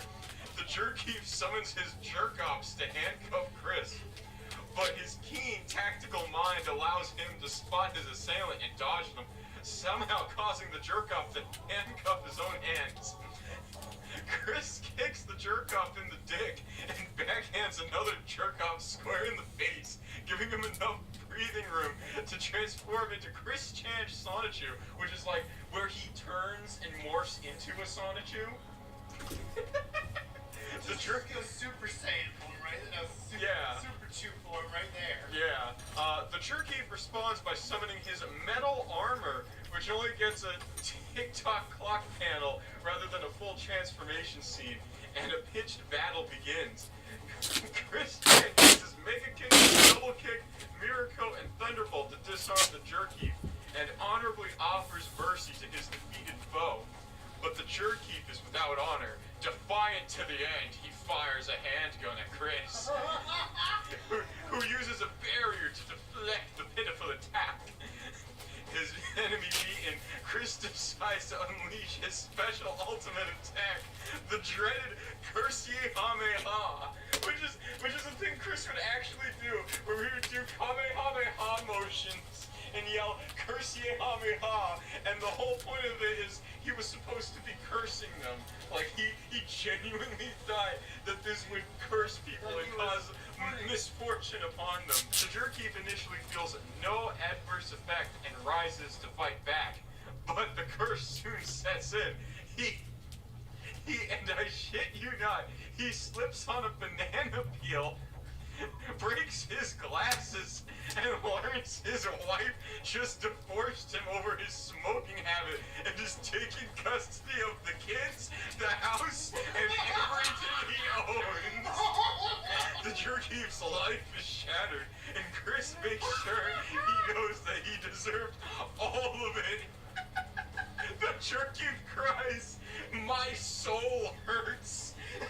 Oh my god. Chris Chan truly is the leader of the Loiter Squad. Oh my god. Alright, analysis. This is the first, though certainly not the last time, Chris used his comic to create bizarre power fantasies in which he was victorious in events he was not in real life. Sub-episode 1, along with other sub-episodes, is reprinted in Sonichu number 4. Note that the Jerkeef is black. Also note that Chris misspelled the title, spelling catastrophe as oh, okay. Yeah. Oh my god. And that is Sonichu number 0, the first officially published comic in the Sonichu lore. We're gonna be trying to go through all these. There are fucking up to 17 issues of Sonichu. Now, not all of them have been released. I don't think 16 and 17 are fully released. We're going to be talking about the issues. We're going to be talking about the characters such as Sonichu, Rosachu, Black Sonichu, as well as some of the villains like Mary Lee Walsh and Count Graduan. We're going to do Mary Lee Walsh. Oh yes. So that's gonna be a fun time. So if you like the idea of all this, please like, comment, and subscribe. And trust me, it only gets better from here. It only gets better from here. You're gonna want to hear this synopsis. Oh yeah, sweet nectar. Welcome to Club Doom, where we pretend to make Doom content, but most of the time we just laughing at Chris Chan. And we are continuing where we left off with a review of Sonichu Issue 0. Like I told y'all, I am committed to this. I don't care if I end up in a freak accident and end up having to use an electro-larynx. Sounded like Microsoft Sam up this bitch. When I say I'm gonna summarize the entire series, I'm gonna summarize the entire series. Deadass. If you're new to the channel and you like what I make, you know what to do. So let's get into this. Fuck, what is the chapter's name again? I forgot to write down the names of the chapter. Episode 4, Black Sonichu in Darkness, Speed, and Lightning. Dr. Robotnik and Giovanni of Team Rocket have decided to join forces to destroy Sonichu for no fucking reason. This is revealed after Nate Cirque, who happens to be Giovanni's son, returns home with a semen sample he got from Sonichu during the fight in the last issue. I'm gonna just go with semen sample. This is all explained through text, meaning Chris just thought of this at the last second, so fuck it. The sample is to be used for a perfect Sonichu clone. Things don't go as planned, however, as Dr. Tenure over here spills cherry cola into the sample and decides to just put it in anyway. Like, fuck. No shit's given. Must be his favorite holiday. As a result, the clone comes out black and they name him Oh no. Oh no. Well, consider me canceled. Guess I'm going to have to find some weird alt-right YouTube ripoff getting video recommendations where Varg talks about how much he loves playing the Nazis in COD World War II. Thanks, Chris. They then give him totally not Shadow the Hedgehog's rocket shoes so he could compete with Sonichu and then send him on his merry way with a slap on the bum. Analysis. Why is everyone in Team Rocket so prone to fucking up? I mean, who in HR is in charge of hiring these fuckwads? Whatever, it doesn't matter. We're moving on to episode 5, Sonichu in Informal Meeting. Alright, simple plan. Racy McRacehog is to kidnap Rosie and lure Sonichu into a trap. Using the enhanced speed inborn with his race, the dark-skinned creature strikes out at his betters and abducts the helpless, virtuous, fair-skinned woman, as is his nature. Sonichu and Sonic collide with one another and the Spider-Man meme ensues. Rosachu awakens to the utter horror that she is no longer the arms of her pure, cultivated man, but a thuggish black Groot. She demands that he release her, but the crude lyric sub-Sonichu refuses out of obligation to Massa. Hey, at this point, let's just be grateful it wasn't Grape Fanta that started all this. Hey, let's be grateful it wasn't Orange Fanta that fucking led to this. Sonic and Sonichu remember each other from the Perfect Chaos fight, and they team up so they can save Roschu, and yeah, that's it. Analysis: Roschu, despite being a Raichu, you know, which is stronger than Pikachu, has simply become nothing more than a mere damsel in distress for our Pikachu hero. So, yeah. And everything about Black Sonichu makes me unfucking comfortable, so let's try to end this as quick as possible. Episode 6. Sonic and Sonichu. Black Metal Combat. Alright, Rosie's put in a rubber-coated cage. Nate, Cirque, and Robotnik go over their plan, which is so simplistic I wouldn't be surprised if they just deadass stole this from Scratch and Grounder. There's this odd throwaway gag where Robotnik sings and dances and Chris breaks the fourth wall so he could laugh at it. I don't know, it's weird. Meanwhile, Sonic suspects that Dr. Robotnik might be involved, so he advises that Sonichu goes in alone while he stays behind as backup. Sonichu discovers Rosie along with Nate, Giovanni, and Dr. Robotnik. Minstrel the Show Hog is then ordered to attack Sonichu and bait him into a position so Robotnik can lower the moon bong. Sonic intervenes and Robotnik reveals his contingency plan, which is Metal Sonichu. Sonic frees Sonichu and they use the moon bong to get the mechanical hedgehog baked out of his goddamn metal skull. The two hedgehogs perform a zap cannonball attack, which launches Metal Sonichu through a wall, up a mountain, and to the goddamn moon. Some real battle tendency shit right here. Sonichu then frees Roschu with a spin jash. Sonichu frees Roschu with a spin dash. This took me 10 fucking takes, I don't know why. Roschu then walks up to Black Sonichu and punches his teeth out, making him look like a fucking Pantera album cover. Why she couldn't have done this or the spin dash before, I don't fucking know. In the epilogue, Roschu and Amy Rose meet at the mall and they have girl talk about things like clothes, shoes, and TikTok videos. Oh my god. I'm not even gonna bother with the analysis. I just fucking love that they fucking launched the thing to the moon. And now time for the real reason why everyone is here. Sub-episode 2. And the rise and fall of my heart. Traumatizing the real-life incident in which Chris was trolled by a girl at the mall during his love quest. Basically, while Chris is at the mall enjoying some chicken tendies, a girl named Anna walks up to him noticing his sign and asks if he wants to get coffee. Fast forward to the Starbucks 15 minutes before the date. Chris relays the good news to Roschu, who is also at the mall, because when is she not at the fucking mall? During the date, Chris pulls out a pen and paper as if he's giving a job interview or something. Also during the date, she asks Chris about his medallion and scrapbook of fail, which I'm sure she almost instantly regretted. Later that day, Roschu overhears Hannah and her friends talking about how she was pretending to like Chris as a prank to see if her boss? Her boss? What fucking employer is making their employees go out and prank autistic dudes at the mall? She must be interning at 4chan or some shit. Rosie, apparently never learning the phrase snitches get stitches, tells Chris what's really going on.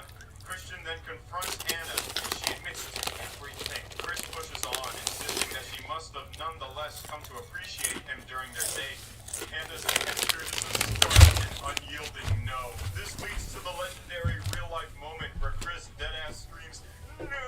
in the middle of the mall and ends up getting kicked out. Smooth. Chris then composes a quite lengthy email towards Hannah, which goes a little something like this. Hannah, I just wanted to say that I appreciated you being the first to approach and say anything to me. I get very nervous, so I was hoping for that to happen. Also, I appreciated you taking the time to chat with me at the Starbucks. And I was very elated, excited, and butterfly heartful from the positive events. But it was not very nice for you to have led me on like that just to pull a prank on me. I was terribly hurt. Before you stepped into my world, my heart was previously shattered due to previous events. and it was 20% repaired. After you came in, my heart had shattered back to 15%. There is a lesson to learn through this. Never make a joke or prank at the expense of another person's feelings and emotions. But still, after cooling off, I also want to say that I thought that you, Anna, looked very pretty. I enjoyed your charming wit and personality, and I thought of you as a nice, lovely girl. If you should ever change your mind on how you feel about me, you may look me up, but please tell me 2 things in your reply. You do you? That stuff really turns me off. Are you boyfriend free? Sincerely, Christian W. Chandler. Venus. You may take this as a clue, but keep in mind that I did graduate from high school with honor roll. I did make good grades at PVCC. You may want to look up blank in a search. And that is issue 1. That was 10 times more painful than issue 0. I'm hoping they don't get progressively worse as time goes on, but they probably do. Because now I'm committed, so if you'd like to see me torture myself more, type no in the comments, and also like and subscribe. Sweet nectar. Welcome to Club Doom, where I have to take gameplay footage from frame rate. Fuck off. If you thought you knew the meaning of the word petty before, you ain't no jack shit until you read Sonichu issue number 2. This has to be the pettiest bullshit I have ever read through. For you see, this is when Christian started really implementing the whole real life scenarios and real life people thing. You know, we saw bits and pieces of it through the sub episodes, but now it's starting to really bleed into the overarching plot. It's oh god. I am making it my mission to review every issue of Sonichu, so if you like the idea of that, please comment. You don't have to tell me twice, but during the Stone Age in the comments. Also like here we go. Episode 7. Sonichu in Ancient Prophecy. Sonichu discovers the Destiny Cave, which low-key sounds like it could be a bro job song. Get on that, guys. This old dude, the keeper of the Destiny Cave, tells him that only the creature and his master of prophecy may enter. But the old dude then recognizes Sonichu as aforementioned creature and tells him to bring Chris over here so he can unlock his special power. You know, despite Christian already being shown to have powers. Guess this is a prequel to Episode 1. So get this, because IRL Chris once thought he was like 2% Cherokee, he wrote this Yu-Gi-Oh! Ass bullshit where he was the reincarnation of a chieftain and that Sonichu's creation was part of something called the Ancient Prophecy. In order to fulfill the prophecy, Chris must take his Sonichu medallion made from Crayola fucking model magic and shove it up his ass. Wait, oh no, that happens later. Nah, he must place it on a pedestal in the center of the cave. Chris has a vision where he meets his great, totally not white Native American ancestor, Tom McDonough. White boy here warns Chris that a rival will soon be coming to shoot the fade. Chris then transforms into Chris Chan Sonichu. You know, like in sub-episode 1. Analysis. This is the precise moment that Sonichu stops being about Sonichu and ends up being about Chris. We have yet to reach peak God damn it, I can't episode put this 8. on. Christian Chandler in Chaos and Serenity. Wes Isley, yes, the fucking magician, also has a vision of his past self, who was a member of the Well, no, I rival can't. I can Wasabi just clan. take that He out of tells there. Wes to perform Skedaddle Skadoodle. You now have a bench noodle on Chris. A girl named Sarah Hammer also experiences a vision where she meets the queen of the Cherokee. So why the fuck these people even here? Well, as it turns out, Chris had a crush on Sarah, who was dating Wes at the time. This made him jelly, so Chris did what he always does, and made Wes an unlikable bastard in his comic, which will never stop being funny. Meanwhile, Sarah is depicted as a fair, understanding young woman. While training, Sonichu accidentally turns Chris back into human form, you know, right as Wes about to jump him. And we get this beautiful panel right here. Chris rambles on about how he was jealous of Wes for being with Sarah, while Wes, who is currently riding the high of turning that's a into back a break. superpowered hedgehog with the mission of ruling the world for his ancestor, couldn't give two tits about Chris's virgin status. And then when you think it can't get any more pathetic, Chris references the Trail of Tears. You heard that right. This dumb, stank ass, wider than the White House, incel core I-9 simp motherfucker makes a reference to a historic tragedy and makes it about some non-existent beef he had with a guy who was a magician all over a girl who probably didn't even know he existed. And then Chris writes Sarah being elated that he was jealous for her. You see why this man had shards of Crayola fucking model magic shoved up his ass? You see why he got extorted for $6K?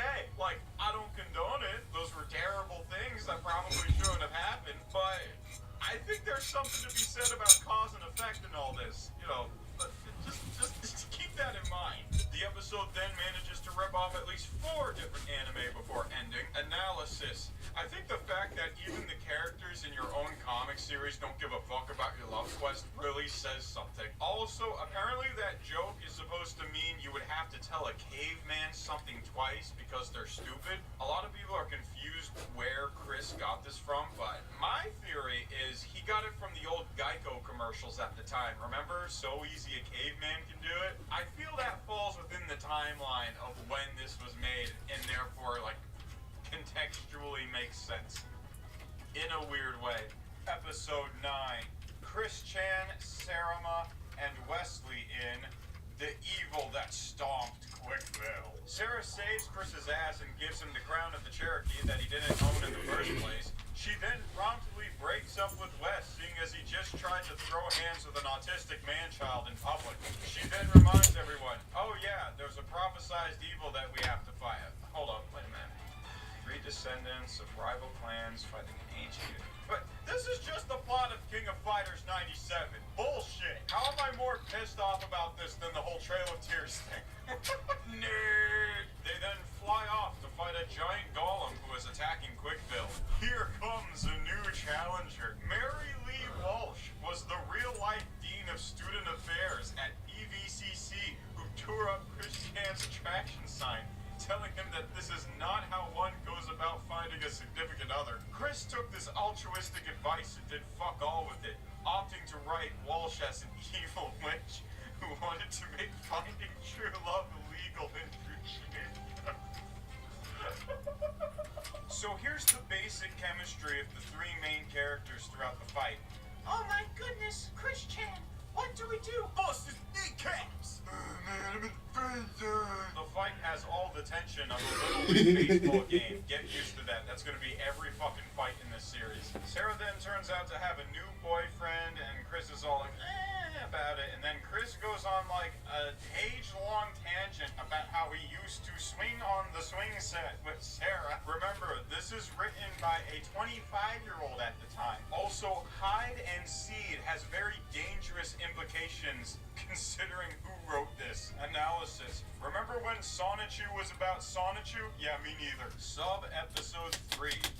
Christian Chandler and Sonichu in Witch Confront. I've taken many blows in my life, but the most devastating were the blows from that Mary Lee Walsh during the first months of my love quest.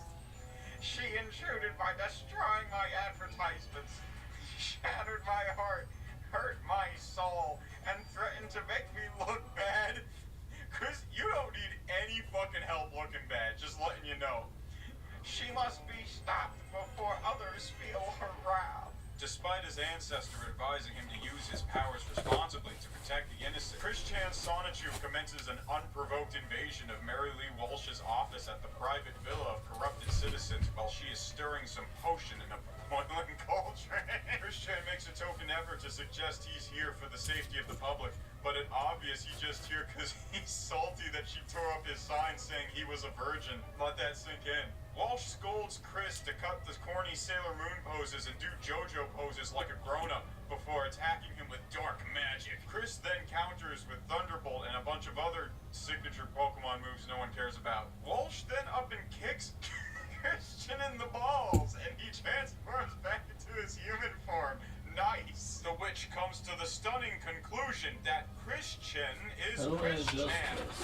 Who would have thought? Sonichu intervenes. I guess Christian has life alert or some shit. Christian recovers quickly, and together they deliver their final attack. Chris casts another Curse Ye Hameha, while Sonichu uses Thunder. The combined energy appears to destroy Mary Lee Walsh as she screams into oblivion. Or does she? And there we go. That's issue 2. I don't know what to tell y'all. If you're watching this and you're like, this is cringe, I hate it. It only gets worse. I'm sorry. I'm terribly sorry, but oh god. It does not get any better. It gets worse. It gets scary worse. It gets like downright disturbing. So if you'd like to see more of this, you know what to do. Like, comment, subscribe, all that jazz. Sweet nectar. Welcome to Club Doom, where my cat won't leave me the hell alone. Hey, kitty. Hey, Froggy. What's up? I'll play with you in a minute, okay? I gotta do the video. Gotta do my voiceover. And today we're going over issue 3 of Sonichu. I am committed to reviewing all of Sonichu, so if you like that, please comment below who your favorite member of the Chaotic Combo is. Mine is none of them, because they suck. Also be sure to like and subscribe. Here we go.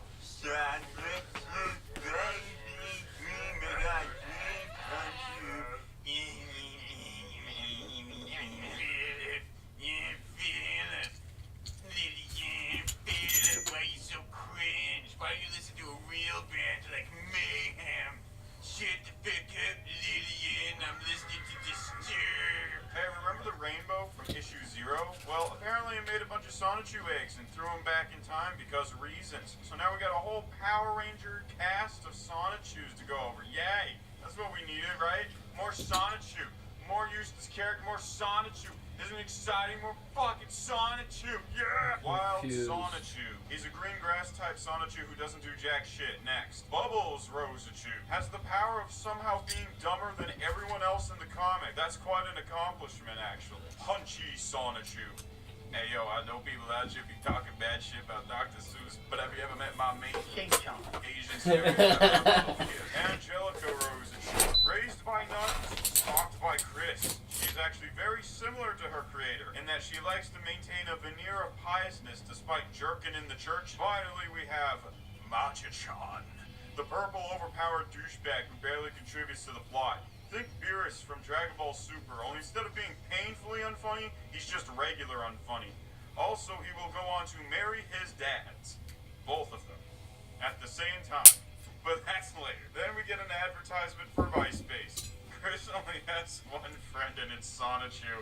How fitting. Analysis. The backstories of the Chaotic Combo are so boring, I didn't even bother to mention in the segment, so there. Episode 11. The Chaotic Combo in When Hedgehogs Meet. We are introduced to Totally Not Kazooie, no really you guys, who is the guardian of the legendary Master Sunstone. And Black Sonichu steals it. Oh well.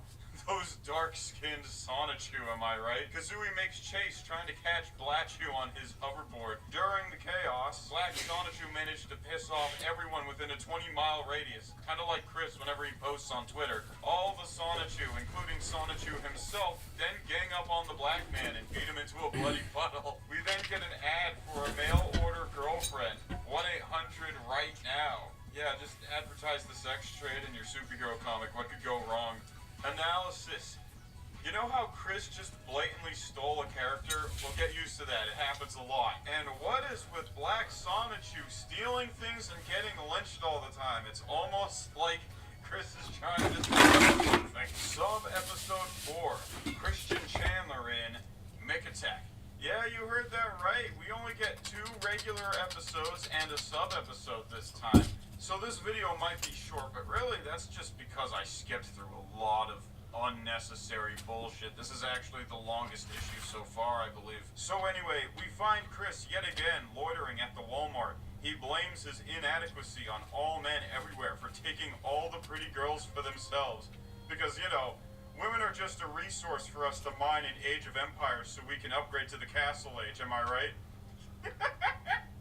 The jerk-offs are then in pursuit because it is illegal to find true love at the Walmart. We are then introduced to one of Chris's most infamous bad writing habits, in that he has the tendency to just take random shit from his own personal headcanon and just throw them haphazardly in the comic with no context or explanation.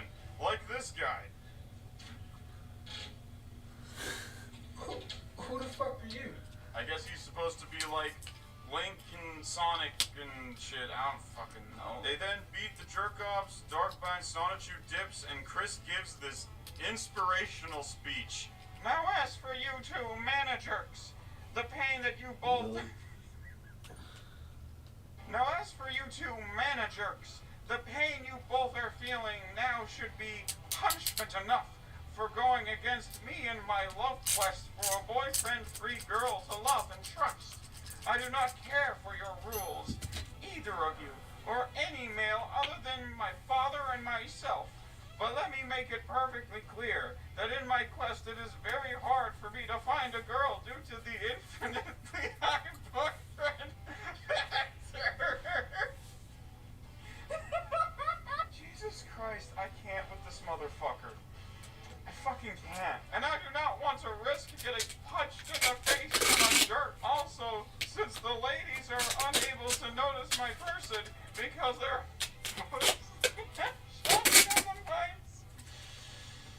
I have to loudly spell it out. So please, just leave me alone in my life. Don't you talk down to my employees, you son of a bitch. What? Who goes there?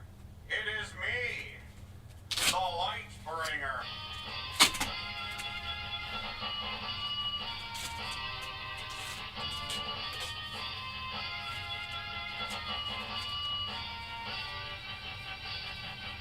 Welcome to Club Doom, where only the strongest will survive.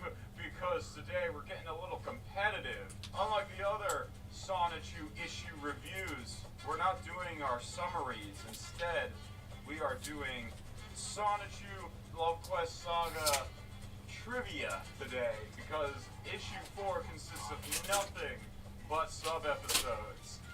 So it's completely inconsequential. Keyword on sub. Sub-episodes. Oh yeah. He's a hella sub. Chris is definitely a sub.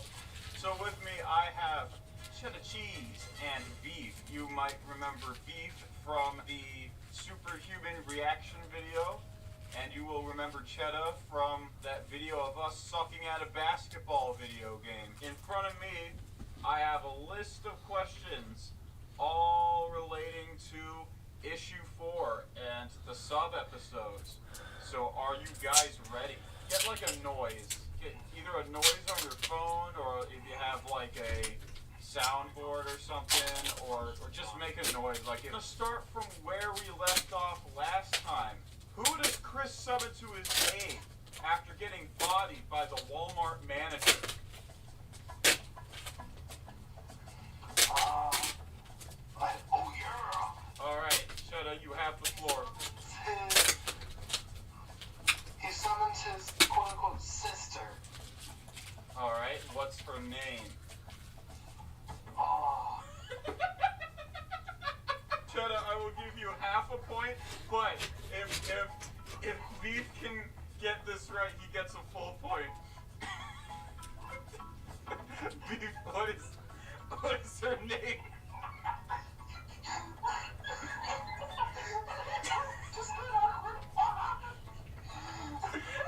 If I remember, her name is Crystal Chandler? Yes, Crystal Weston Chandler. So Beef gets a point, and Cheddar gets half a point. 0.5 points. Here we go. How long does Chris shower after getting knocked into the soda fountain? Hint, it's 1 second longer than his usual showers. If I recall, 3 seconds. That's correct. You have 2 points. Cheddar still at 0.5. Question number 3.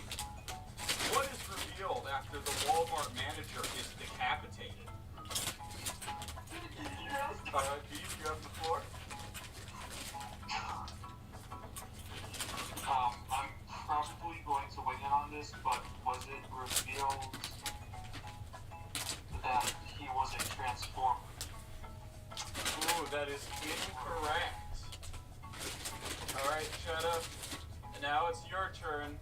What do you think? What is revealed about the Walmart manager after he is decapitated by Christian and Crystal Chandler? We're going to be having a 5-second countdown. 5, 4, wing it, 3, 2. That his head was sentient? Oh, I think I will give that to you because it is revealed that he is just a head in a jar and doesn't have an actual body. So I will give that to you. So that means, yeah, it's revealed that the Walmart manager is actually just a head in a jar. And Crystal and Christian didn't know that, meaning they went ahead and decapitated him with the intent of just straight up murdering this man. Because he impeded on his love class. Exactly. I mean, wouldn't you? Exactly. Well, at least they got a good benefits package. Oh, not funny. Not funny. Alrighty. Next question. What is the name of the PVCC in Sonichu canon? Alright, shut up. The Project of Corrupted Citizens. That's correct. Beef 2. Cheddar now has 2.5. What is the real life name of the PVCC? Oh god. Sorry, you're out of time.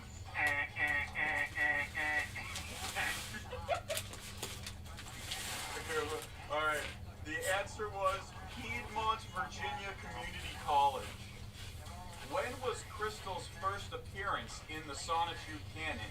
Hint, it's not in the fucking comics. It's actually from a real-life custom Pokemon card that he created. It was either a Pokemon card or a Yu-Gi-Oh card. Alright, I'm gonna have to give you half a point. Yeah. I'm gonna give you half a point because you said Pokemon first and it was a custom Yu-Gi-Oh card. So that means Beef gets 2.5, Cheddar gets 2.5. You are both tied now. Neck and neck. Why doesn't the Jerk-Off's Hypno Gun work on Chris? Alright, Beef. Why doesn't the Jerk-Off's Hypno Gun work on Chris? If I recall, it was either due to the fact that Chris is quote-unquote smart in the comics as compared to real life, or it was either due to the fact that he was good-looking and fake. Well, due to the uncertainty of your answer, I'm going to have to give you another 0.5.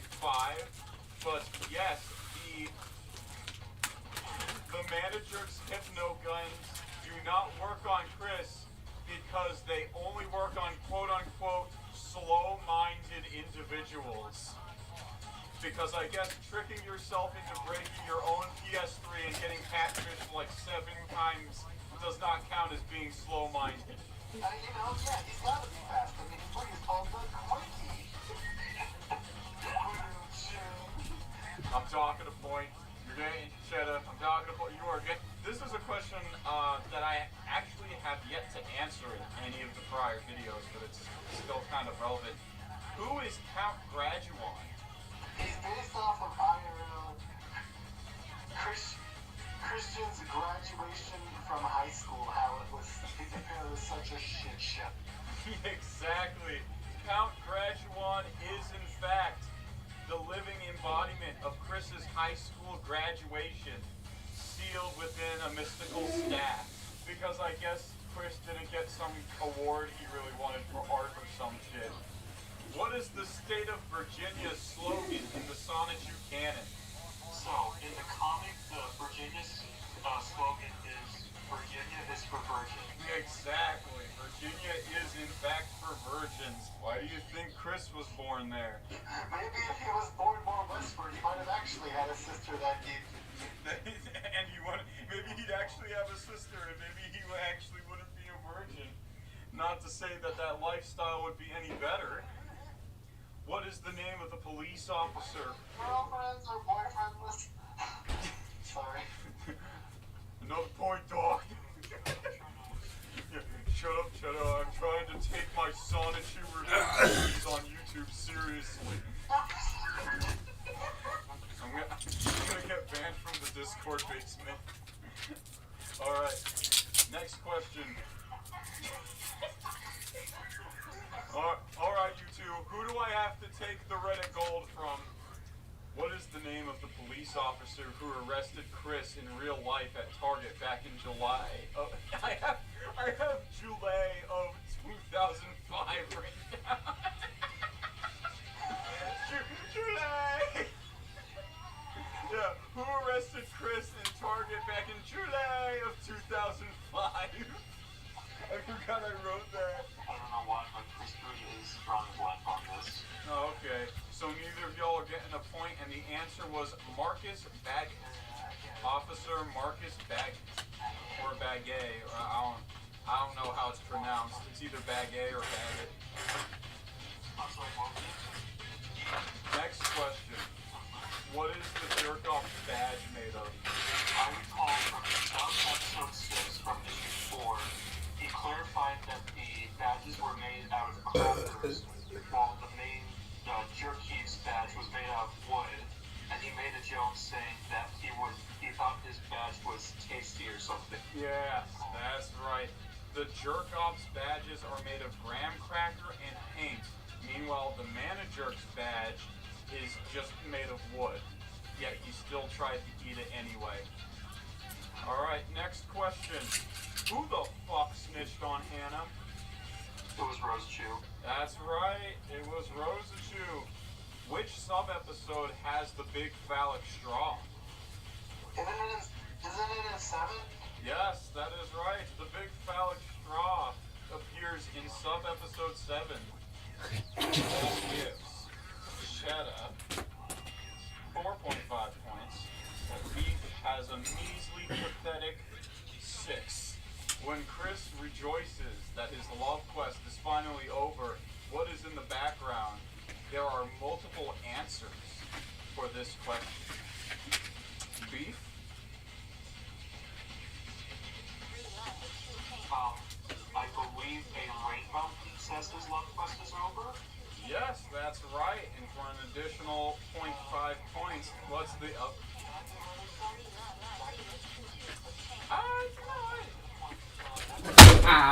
Fuck. Yeah, I guess so. I think that's fair. You give you a chance to finish up a bit. Because as he had his full heart, and like at 100%, like a picture of it shining. Yes, but was that in the background? What was in the background? There's the one background, which is the rainbow colors, but in a revised version of the issue, there's a different background. Oh, God. I don't know what's in the revised one. Alright, well, it's heaven, so fuck you. Beef gets 7 points. And Cheddar is stuck with a little 4.5. Cheddar is stuck with a little 4.5-inch penis. Alright, next question. Why did the Jerky's wife divorce him? His smoking habits. That's right. Alright, where does Mary Lee Walsh kick Chris? In the dick. Yes, Mary Lee Walsh in fact kicks Chris in pieces. Got him! I woke the cat up. Sorry, Froggy. Didn't mean to wake you up. Beef gets 8 points, and Cheddar has 5.5. So his wee-wee's just a little bigger now. I'm an eater from here. Beef is the president of the 8-inch club. Fuzzy Wuzzies get you hugs. Wiggly Wigglies get you? Slugs. Yes, it is in fact slugs. Alright guys, real talk. Is Scott Palazzo's name one word or two words? It is one giant word. What does Sonichu do instead of bathe his nasty ass? If I recall from the advertisement from the issue, he uses Axe body spray. That's right. He sprays all over himself with Axe body spray. You know, instead of cleaning out his ass, cleaning out his pits, cleaning off his feet, he just mask it with Axe body spray. Alright guys, name 3 different locations that Chris has been loitering in. The mall, Walmart, and Target. That is right. He was at Walmart, Target, and Charlottesville Fashion Square Mall. So you get a point. Cheddar now has 6.5. Well, I'm Beef. finally average. Cheddar is finally at a normal person's length, while Beef is living up to his name right here with an 11 dong. Alright, oh, I love this one. I love this one. Why did Chris have to end the sub-episodes? I'm gonna fudge this up. I know I am, but I'm just gonna win it and say it was because of his mother, right? Yes. The reason Chris had to end the sub-episode. Exactly, yes. That is correct, Beef. The reason Christian had to stop making sub-episodes was because his mother told him to stop making them as they loosely depicted unflattering events from Chris's life. After Hannah's prank, what did Chris do which resulted in yet another ban at the Fashion Square Mall? Oh yeah! Yes, Cheddar? He made up the email. Ooh. Oh, I know, I don't actually know. No! That is wrong, because he in fact yelled, "No!" really loud in the middle of the mall. Then he wrote the email. Last question. What was Chris's master plan so that he could loiter in the Target? Again, I'm gonna go on a wing here and say there was an open bar at Target and he just had his MP3 or DS out. That is part of what he did, but he had a devious plot behind exploiting that system. What was it? Yeah, that I'm drawing a blank on, I'll be honest. Wasn't it like hiding in the crowds or something? No. I'm gonna do a Alright, I'm going to do a countdown of 10, 9, 8, 7, 6, 5, 4, 3, 2, 1. The answer is Chris plans to pay a single dollar to receive a soda at their snack bar and exploit their free refill policy, which is usually meant for paying patrons who order food as well as a drink to keep refilling the same soda over and over again while he spent the entire day sitting there doodling his shitty characters and spying on women as they shopped, keeping his seat near the exit.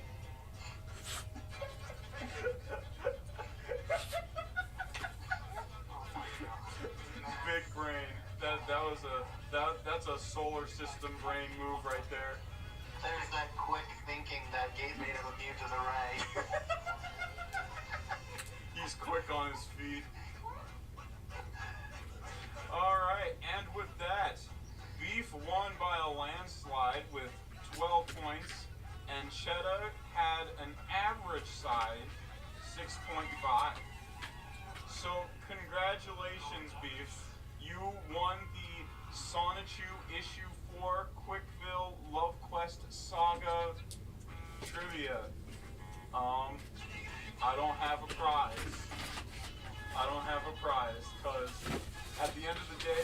a bunch of dudes in our mid-20s wasting our lives reading a shitty Sonic Pokemon fan comic drawn by an autistic man-child. We're all fucking losers.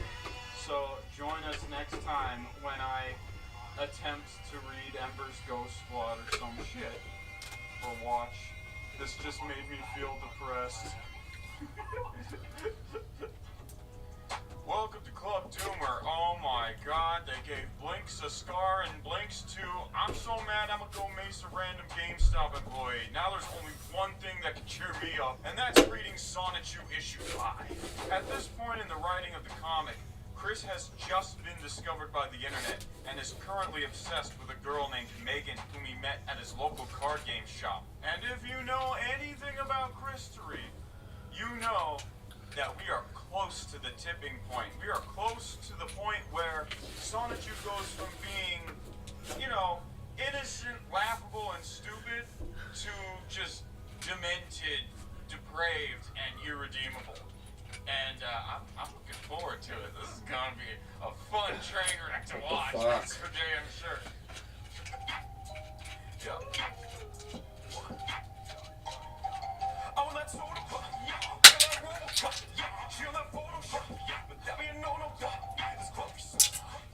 So let's begin. Episode 12. Christian Chandler in My Friend's Cherokee Wedding. Sarah Hammer from issue 2 is getting married to a Yu-Gi-Oh card. Congratulations. Chris's stank ass didn't get invited, so he has to astral project himself there. Guess he's going to miss the garter toss. Oh wait, no, I mean the bouquet toss. Alright, that's a thing. Wes pulls up, making him the second thirsty bitch who can't get over Sarah to just crash the wedding. Chris, while daydreaming about finger-banging Megan against her wishes, senses something is wrong and plays a trap card that makes Wes hear reason. Wes responds by firing a projectile into the air. Chris dodges and transforms into Chris Chan's Sonichu. Wes, however, whoops his ass and kidnaps Sarah. Oops. Chris makes chase. Hey, Wes. Apple Core. Baltimore. Who's your friend? My dick's saying fuck you. Chris uses a Yu-Gi-Oh card, wrongly by the way, to steal Sarah back. Wes responds with a fireball, but it is reflected by Sailor Make-Tune and that guy. Hey yo, what the hell wrong with Sarah in this panel? I feel bad for the Yu-Gi-Oh card marrying her. Her eyes all fucked up, she drooling and shit. She got elephantitis in the left arm. Wes and Make-Tune have a rock-off before Chris puts Wes into a black hole. Back at the wedding, Sarah throws a bouquet to Chris and sends him off with a heartfelt goodbye. And with that, Sarah is officially written out of the story. So I guess the ancient prophecy ain't shit. Then we get my favorite line in the entire series. Virginia is for virgins. Isn't it beautiful? Episode 13. Smashed Hearts and Entrapment. Jerk-offs are running rampant, assaulting random couples in Quickville as ordered by Mary Lee Walsh. Meanwhile, Chris and Sonichu are hanging out at the mall, giving me Cerebus the Aardvark flashbacks with all the damn text dumps, like, come on, bro. It is a graphic novel, visual novel, comic book. You're supposed to tell the story with the fucking fan. The local radio station reports how jerk-offs have been harassing couples all over the city, and there is currently a standstill between the jerk-offs and the real Quickville police force. The jerk-offs are being led by Mary Lee Walsh and Count Graduan, who plan to entrap Chris in something called the Dark Mirror Hole. Upon the arrival of Chris and his little shitlins, Mary and Graduan summon Cad Chef, a teacher at PVCC who gave Chris an F. Nice. Also, apparently he's a giant fucking robot. With the help of a reused panel of Sailor Make-Tune and that guy, they defeat the robot menace. Then all of a sudden, Count Graduan be like, I'm actually going to do something for once. And traps Chris in the Dark Mirror Hole. But then, Mary Lee Walsh decides it'd be funnier if they just flipped the script and got Crystal stuck in there instead. Make-Tune then hugs Chris out of sorrow for losing Crystal, and Rosa True reminds us that this hug never really happened. I swear these Sonichu are going out of their way to make fun of Chris. We are left on a to be continued, and with that ends Sonichu issue 5. Join us next time for oh shit, my Dreamcast geeking out. I need to turn off Facebook because I keep getting notifications on my computer and it keeps getting into the recordings. Next time, baby. You know the drill. Actually, you don't. Turns out, issue 6 only has like 1 to 2 episodes. I was getting some complaints before about how short the last one was because it was only 5 minutes. So you know what? We making it a double feature, boy. Double feature time. Issue 6 and 7. Yeah. However, we cannot discuss issue 6 without first bringing up episode 12.5. In this episode, Chris makes a Ken Penders-esque tribute to his late dog Patty, who died of, I think, old age around the time of the making of the comic. Once Patty passes away, she reincarnates as a Sonichu character, and Chris brings her to Quickville via a portal in his closet. On the surface, this may feel like a sweet little tribute to his dog, but as we go deeper into the series, we're gonna find that this is less of an innocent, misguided gesture, and more of an unhealthy and easily exploitable coping mechanism that Chris uses to deal with loss. And trust me, when certain trolls start getting involved, when they smell that blood, they go ham, bruh. It gets really bad. Episode 14.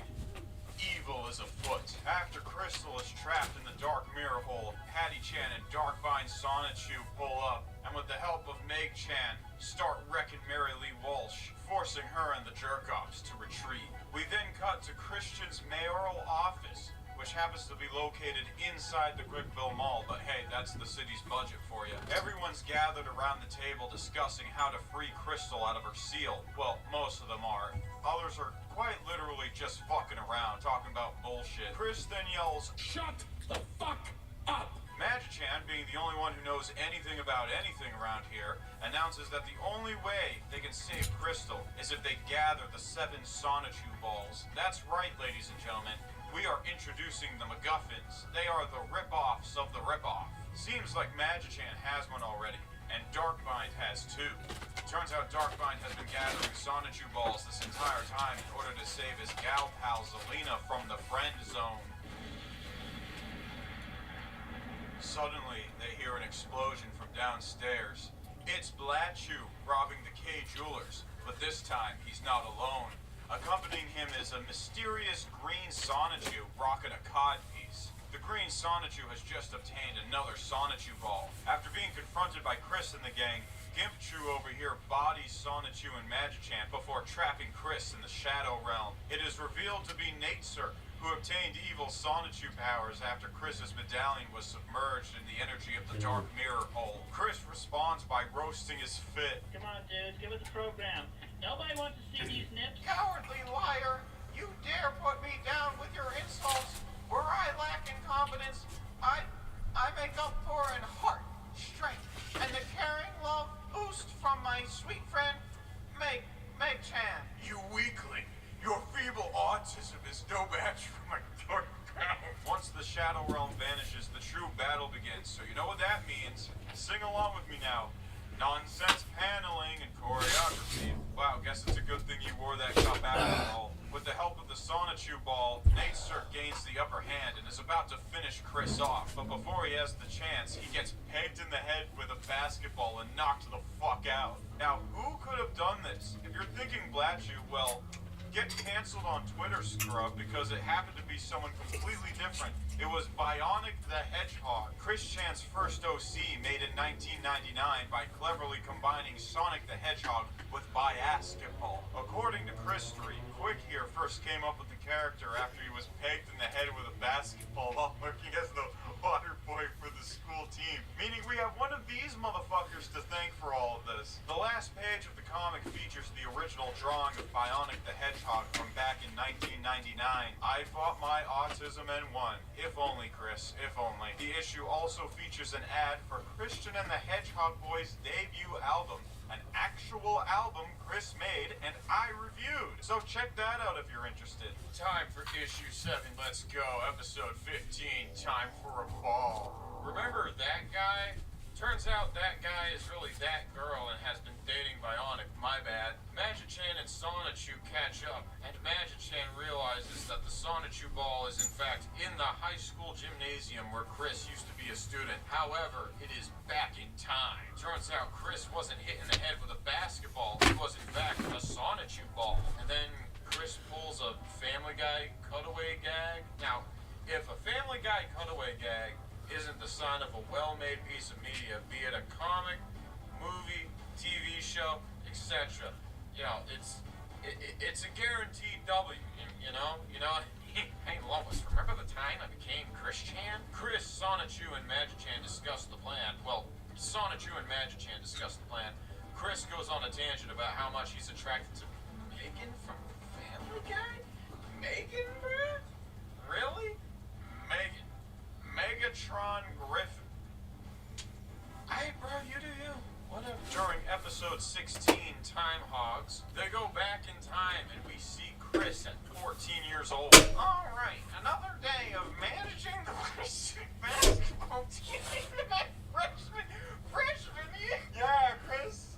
Yeah, you managed the basketball team. You were just a water boy. You managed it. You were the manager of the Lancers, okay. You played that bench so well, the school district was like, hey, yo, give this kid a management position. Things go smooth enough. Sonichu snacks the ball, replaces it with a basketball, and they dip. Well, uh-oh. Chris got stuck in the time void. Sonichu breaks the news to Rosachu, and she's very broken up about it. But no time for that because anime fan service. Meanwhile, at the private villa of corrupted citizens, all of the villains have gathered, including some new ones like Jason from Encyclopedia Dramatica and his sex slave.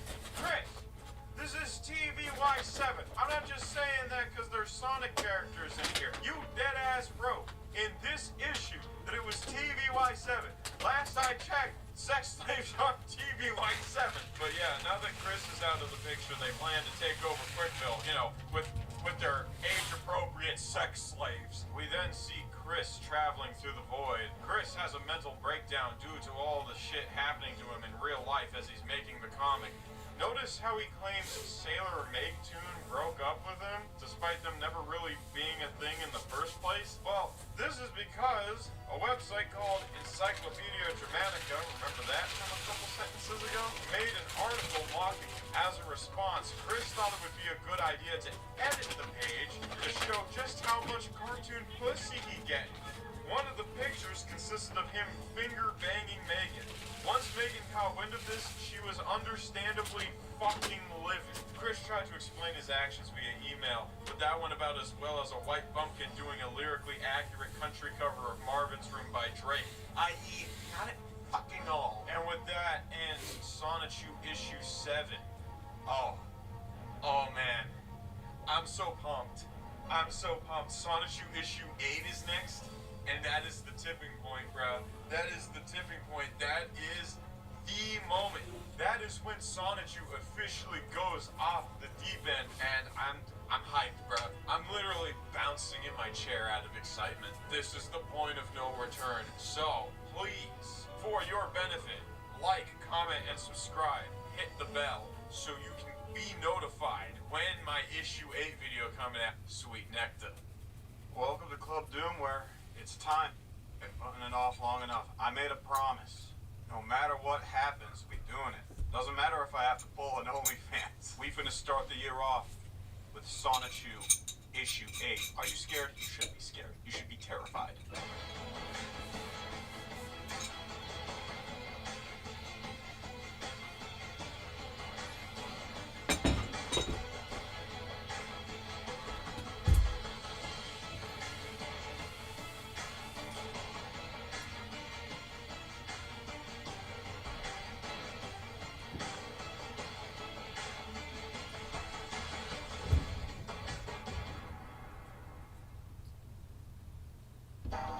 Learn about the reproductive anatomy of a Sonichu, huh? Do you? Because Chris wants you to learn, so you don't get any funny ideas of drawing Rosachu with a pickle and putting it on Encyclopedia Dramatica. Chris wants you to know that a Rosachu's china is normally hidden from view by some flap of skin which only recedes during urination, arousal, or a psychic attack. Rosachu's nips appear only when aroused for sensual massage, which means a Rosachu can only nurse their young when horny. Rosachu possesses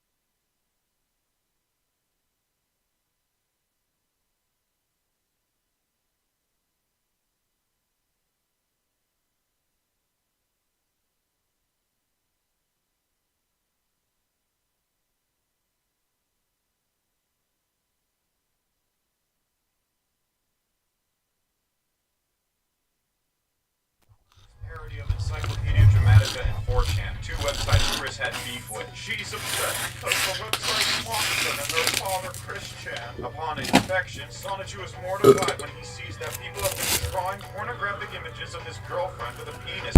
Comments as a result. You know what? Fair. If I found a website with people who were drawing pictures of my girlfriend, I'd freak the fuck out too.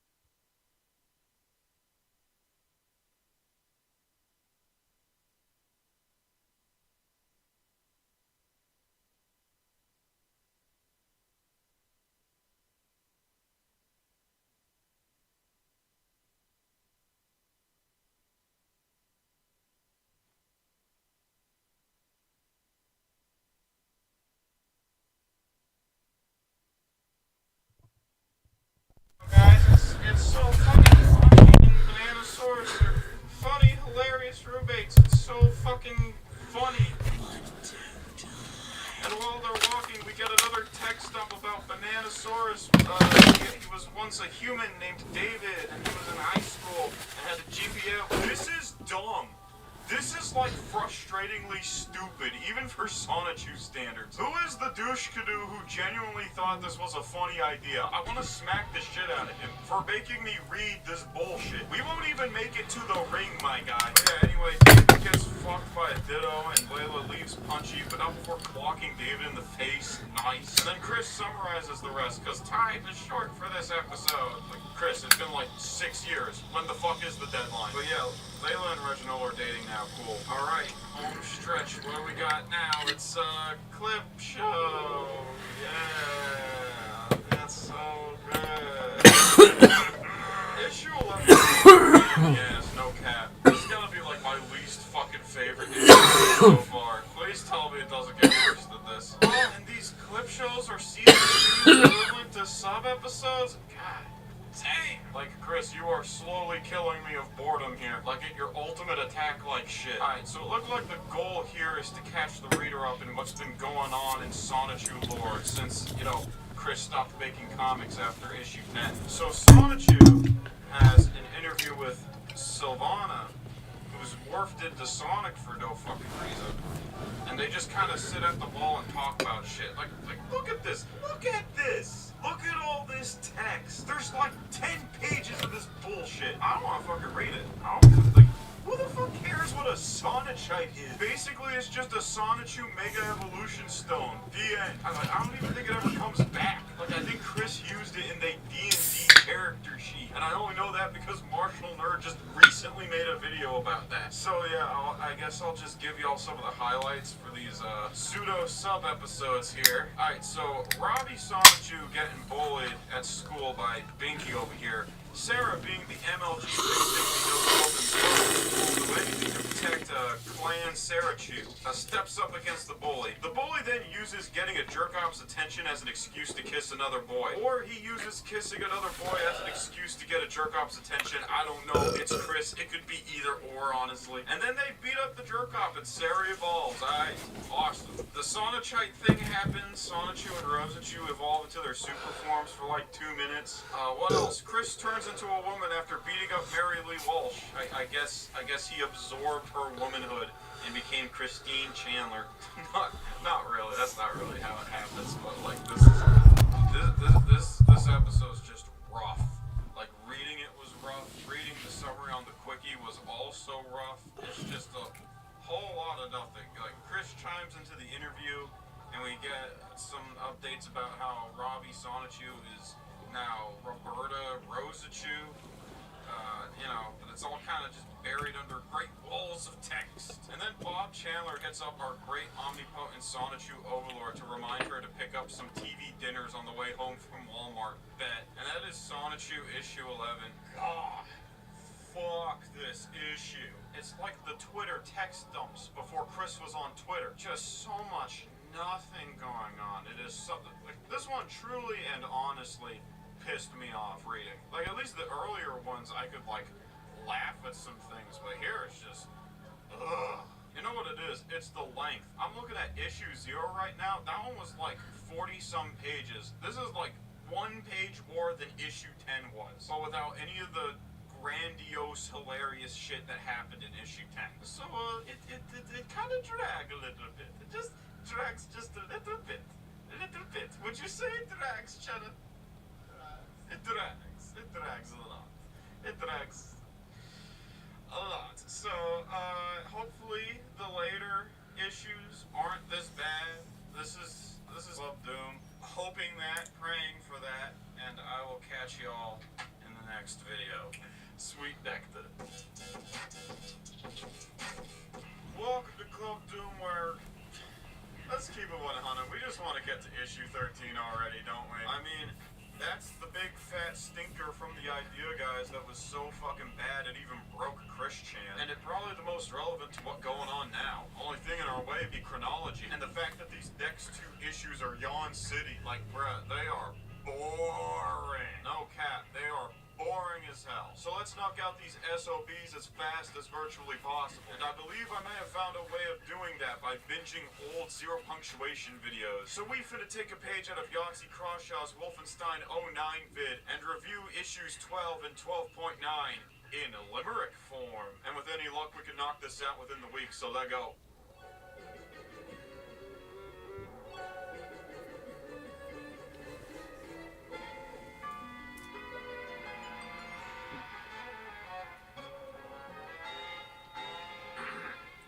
There was once a Sawney named Robbie who took up cross-dressing as a hobby. He can't relate to the bros because he could never hold his own in any Modern Warfare 2 lobby. So the school bully was being rude when there was a kinda abrupt change of mood. He admitted he was gay, yet what gave it away that one time he kissed another dude? Rob decides he's trans now, shrug, and then evolves from a sisterly hug. It'd be kinda heartwarming, except without any warning, the nasty rat came on the rug. Roberta went to Magichan for hire, whom gave her a mixtape, said it was fire. Robbie slapped that bitch in, heard some bars that were cringe, and then grew chesticles as she desired. You're probably wondering what the point in all this, but you gotta remember, the writer be Chris. It just wish fulfillment, except this time I'm tilted cause season 2 been a boatload of piss. Roberta then dates a Trolls OC, but I don't care, cause as you'll soon come to see, well, to put it rather blunt, the new Trolls are just cunts and they ain't the least bit funny. Now the story be from Christine's view, and ain't Cirque got a bone to pick with you. But now Chris wears a bra and it makes my skin crawl, how she made kids with her own semen, ew. Nate Cirque had done planned this attack, with jerk-offs whom all got his back, including Quick's bro Cole, who Chris deems has no soul cause she can't leech off him like her household of hacks. Chris wins to no one's surprise, and then a clip show once again greets our eyes. But the shit had me snoring cause it's all rather boring except Rosachu's blood pressure rise. Let us skip to the next issue, huh? Cause season 2's sucking out all the fun. I don't care about this shit, damn it, or any stupid wedding rabbit. Fucking Gibby, you always doing too much. This one's about MLP shit. Now I'm feeling a sense of regret. But hey, now we're on the verge of the dimensional merge, cause C197's mentioned. Enter Chris's new alt for the day, Nightstar, another Mary Sue, yay. Good luck keeping track, she got clones out the ass, this roster looking like MK. So new Chris, new setting, cool, but shit ain't happening, don't be fooled. It's a whole lot of nothing. Nightstar transforms or something and goes to Canterlot's special needs school. There is then a sudden shift in direction as the idea guys plot their interception. Chris be flirting with guys and throwing hands with Ray Rice as they begin to warp Chandler's perception. I could talk about Squawker or Petrie, but we just want to get to issue 13. So I'm gonna end this shit sooner so we can laugh at the losers who are into Neptunia RP. So next time we finna talk about the vectors that make Chris's already poor mental health fester. If you enjoyed this, please like, maybe comment and subscribe, and I'll catch you all later, sweet nectar. Welcome to Club Doom, where we finally hit the big 1-3. Supposedly the stinker of all stinkers, meant to put issues 8 and 10 to shame with the absolute buffoonery that lies beneath this blank, dead front page. It almost like a headstone in memory of our brain cells. At this point in history, one Joshua Wise and his idea guys, named after that one studio that makes lolly pedobait JRPGs, be using, I guess, Twitter roleplay accounts to convince Chris that video games, cartoons, and other types of fictional media, including Sonichu, are real and exist in another dimension, C197. They then proceed to make Chris retcon key story elements of Sonichu and do all kinds of embarrassing and harmful things on camera and off camera. They also extorted $6K out of Chris by forcing her to buy them video games and gaming merchandise in exchange for the safety of Chris's fantasy world quick. But this took a mental toll on Chris and warped their already thin perception of reality. Eventually,